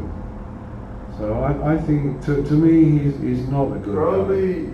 maybe, with Manchester City now. 5 years ago, there would be normal club, like the wages were like £30,000 a week. That was the high, and now you have it £200,000 a week. But what is going to happen when then Fritz like said like, okay, that's enough, no more. Yeah, yeah. How The committed? Portland is only in 4th league. The City is going to go in 6th league. Yeah, I mean, how committed is Sheikh Mansour? Yeah. What is his connection with Manchester? Well, to be fair to him, they have put an awful lot of money into what they are allowed to, things like youth academies. They've built a conference centre next to the ground. Very strangely, Manchester City does not own the ground. The ground belongs to the local council. It was built for the Commonwealth Games in Manchester in 2006, I think it was. And the arrangement is the first, something like the first 25,000 tickets, the council get all the money. Any tickets above 25,000, the money goes to the football club. So it's not a very good deal. It's not very financially stable, the arrangement with the stadium. But with Sheikh Mansour, it's no problem. He throws money in and who cares? But if something happened to him, The match is going to be stopped. and you know, when all the Arab Spring started, I was sitting thinking, yeah, what happens if it gets to the Emirates? Supposing the royal family are thrown out, it's the end of Manchester City because of a political revolution. It's been okay so far, I'd have to be honest. The same with Abramovich at Chelsea. He's been there about, must be 15 years now, at least. Before that, 2001, 2002. Yeah, yes, about 12 years then. So I always think, yeah, what We happens? started to spend a lot of money like 2003, 2004. Crespo moved to... But what happens when he falls out with Putin? And Putin arrests him, tries to arrest him, threatens him. He's dependent to come in Russia, is it? Yeah, I think he's more or less permanently living in London. Yeah, I think so. He's dependent to come into Yeah. Russia. He's going to get constantly. But then Russian secret police can operate anywhere. We had the Bulgarian dissident, somebody stabbed him with an umbrella and poisoned him. And then there was a Russian dissident in London who was given radioactive polonium, which killed him. Yeah. And so if they wanted to, they could get him. Politics. Yeah. And as the example again, he had a car crash. What would his wife want? She'd probably say, oh, I want to sell the shares. Well, who would she sell them to? No guarantee it will be any good guy. She'd probably just sell for the most money she could get. It's not helping the game. I mean, I think I have to say, if you look at the alternatives, the German model is much the best. It's not perfect.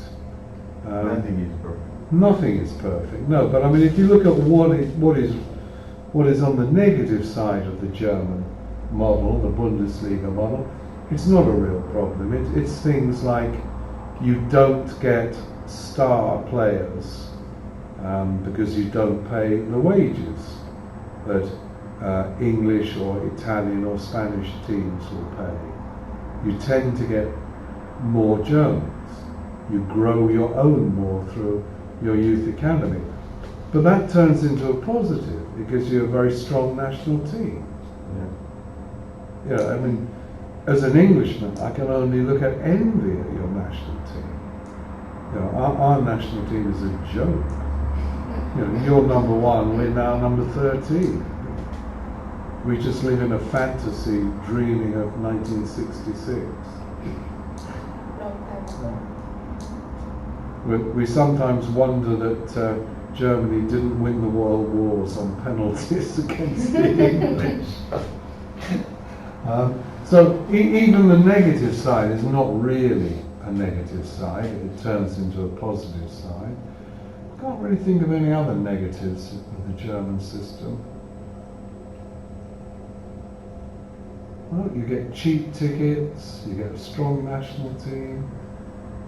It's democratic, so fans' voices are heard.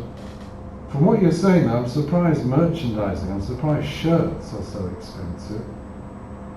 I would have thought, in the same way as tickets, I would have expected them to be cheaper. I know only the jerseys of Bayern München, Dortmund, the national team, they are so expensive. Yeah. I don't know about Köln or... Yeah, Wolfsburg. Maybe they're cheaper.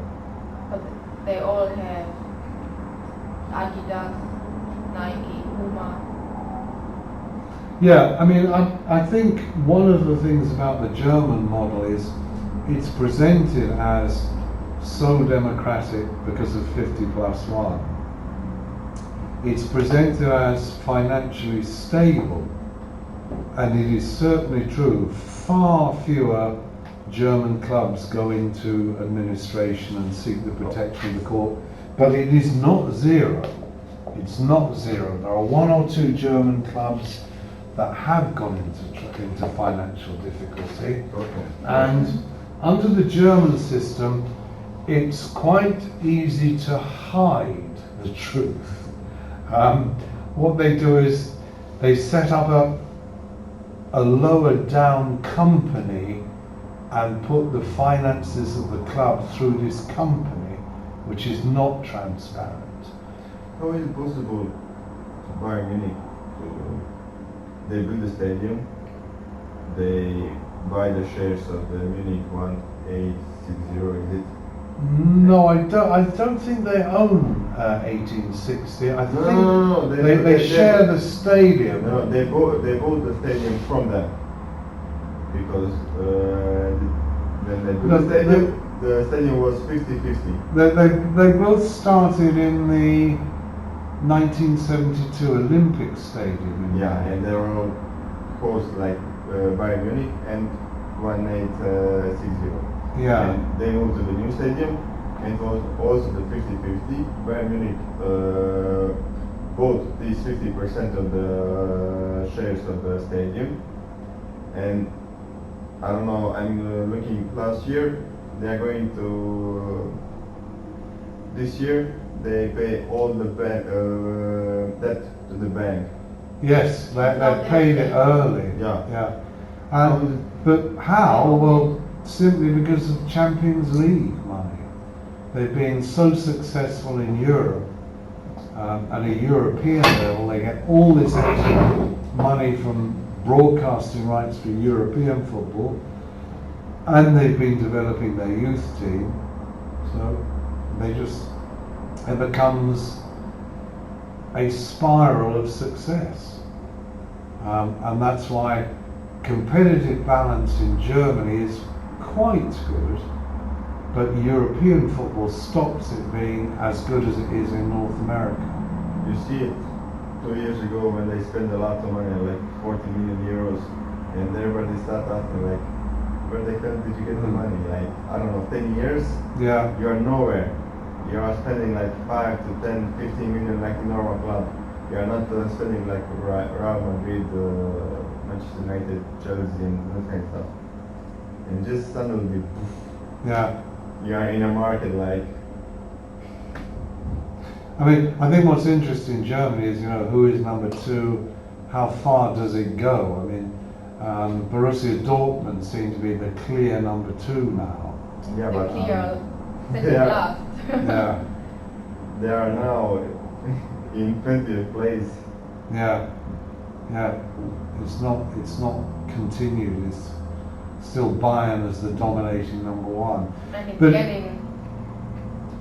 getting more. Yeah. Bayern is playing in their own league and then the rest. Yeah, and it's the same in most European countries now. I mean, look at Italy, look at Spain, look at Scotland, look at Croatia, look at the Netherlands. It's It's so boring. it's so different from the American model where we saw 17 teams since 1967 who won the championship. And England also, but England England is also a little bit different because you have 5 teams. Each of them could win the Premier League. Chelsea, Yes. Manchester United, City. And it's grown to 5 from 4. Yeah. Manchester City have joined that group of the Last top year, 4 is Liverpool. now the top 5. But what has also happened in England is if you take there's now top 5, if you add to that Everton and Tottenham, say there's a top 7, Yeah. they are the ones that are continuing in the Premier League. The other 13 kind of keep changing who is there. maybe Aston Villa, but Aston Villa are in danger of dropping at the moment. Every 2 seasons, like last 5 places, continuously. Yeah. They play maybe 2 seasons in the Premier League, and that's where like just going down. Yeah. Right, I think we've probably exhausted that case study. The other case study, the Flavio Briatore, is really very long, and as we technically have 3.5 minutes, that's not going to work. So Where is he now? I don't know. He if you read through the case study, it gets to the end where the Football League are kind of going, shall we forbid him? Let's wait and see what happens. And then he sells the shares in QPR and goes. But what he's doing now, I don't know. But I think the reason I chose this case study is this crossover of governance in different countries, and it's in France and in England, and governance in different sports. It's in Formula One and in football. And it really shows, I think, that governance in sport only works within a country or within a sport. Once you start mixing them, it just becomes a complete mess. He is clearly a bad guy. I mean, he started in the beginning of his career. He had to disappear to South America because the Italian police were chasing him for fraud. Yeah, he should. Well, we haven't got time, but if there was another session, you know, we'd take it was the second question with Milan Mandrić of what should we do to control who owns clubs, who is allowed to own them. And we have to say we would not allow people like Flavio Briatore to own a club. We just say no, this is not the kind of person who is responsible enough, honest enough. We just wouldn't let them near something as He important was as a face of sports. Formula One, you need to admit that. Yeah. He was a face for like 10, 15 years. Yeah. Especially in 90s, beginning of the 90s, and in 2004, 2005, when they won the World Championship, and 2008, when that accident happened, Yeah. and when the fraud came here. But to give you an example of how governance doesn't work, Leeds United, who were once champions of Europe, Yeah. but are now level 3, they were bought by an Italian called Marcello Cellini, who owned an Italian football club for 20 years. Whatever reason, decided to do a Mandrić and moved to England and buy a club. And in England they said, whoa, you have had a tax case against you. You've been found guilty of tax issues. So under our rules, we are banning you. You are not allowed to own Leeds until April. What? Yeah, is he going to sell it? No, he's going to find somebody to be in front, and he's just going to come back in April. You think, well, that's not governance. Either he's a bad man who breaks tax laws who should not own the club, or he's okay and he should be allowed to run the club. But no, because of their peculiar rules, you are banned until April from owning the club. Joke. And of course he's gone through, if you ban me, I'll walk away. And then they do ban him and he just goes silent and he doesn't walk away and nothing happens. So that's an interesting one to watch. Leeds United and Cellini, his name is. Very, very odd case. Is he still with the Leeds? No. Officially, he shouldn't be. I think the reality is, yes, he is. Yeah. But it's just a joke. The governance about ownership is just a joke. Okay, I think we'll finish there and we'll come up to 1:15. I think we all deserve a good break, and I wish you well for the future and with the second half with Josip. Do you know Josip? Has he taught you before? Yeah. So you know what to expect then. Yeah. Good. Okay, have fun. Keep in contact. I'm on Facebook. I'm on LinkedIn. You know, I see. I think 2 of you have already signed up on Facebook. So, yeah. Keep in contact. Thank you. I have a reason for that. 'Cause I always say, yeah, in 10 years' time, you're going to be the commercial director of Hayek Split or Borussia Mönchengladbach or somewhere. And so I want to pick up the phone and say, hi there, remember me? I want to come and do some research. Remember, we're Facebook friends. No, seriously, do keep in contact. And do check out that these are genuinely free resources, which I think are very useful to you. Yours. These two. These two I think are genuinely useful. All right, thank you. Thank you. Thank you very much.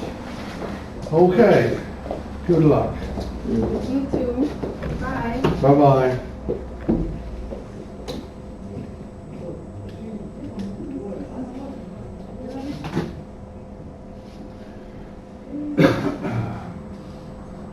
Hi. Just finished. Just finished.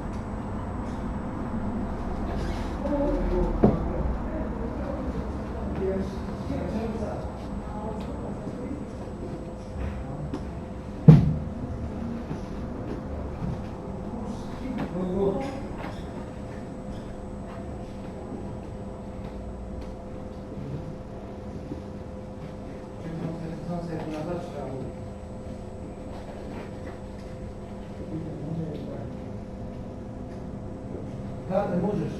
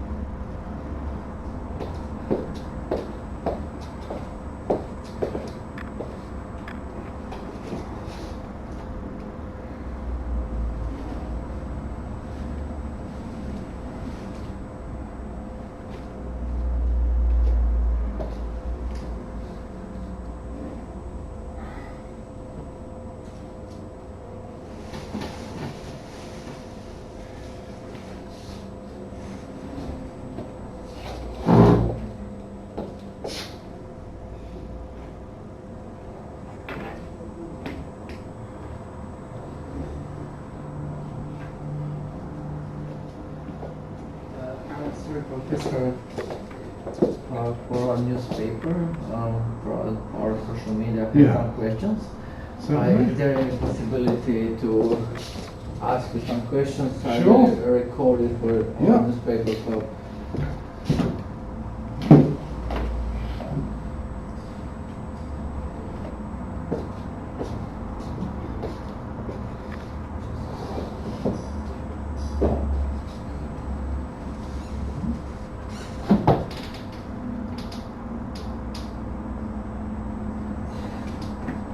Okay. First question is, how did your career development look like now, and how did you start it? Right, well, my career, my very first job was in the private sector. I was involved in training in the airline industry, and because it was the private sector, I decided that to help my career, I'd do a part-time MBA, Master of Business Administration, and it was part-time, so it was in the evenings. And as soon as I finished, I was asked, would I teach on the program to the year who were coming behind me? So I did that, and I thought, hey, I enjoy this much more than my regular job. Okay. So I took a quite a bold decision and decided to change careers. Went into university teaching in general management, and after 3 years, I moved to Coventry University, where they asked me would I teach tourism management, and I said, well, okay, and I did that and really enjoyed it. So then they said, would you teach sport management? So I said, well, why not? And so I came into sport management, it would be in 1997, and I've been doing it ever since. Okay, great. Thank you. Second question: how many books did you publish? Goodness me, I'm not sure. I've never counted them. Probably 8 or 9. I think if you count the co-edited ones. Okay.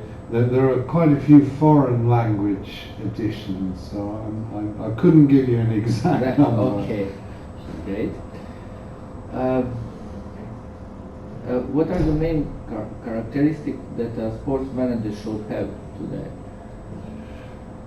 I think a sports manager today, first of all, must have the basic business skills that are common in any kind of management training, but in particular, they need to understand not just the sports sector, I would say even the individual sports sector. So if you're working in football, you need to understand the management of football. If you're in cycling, you need to understand the management of cycling.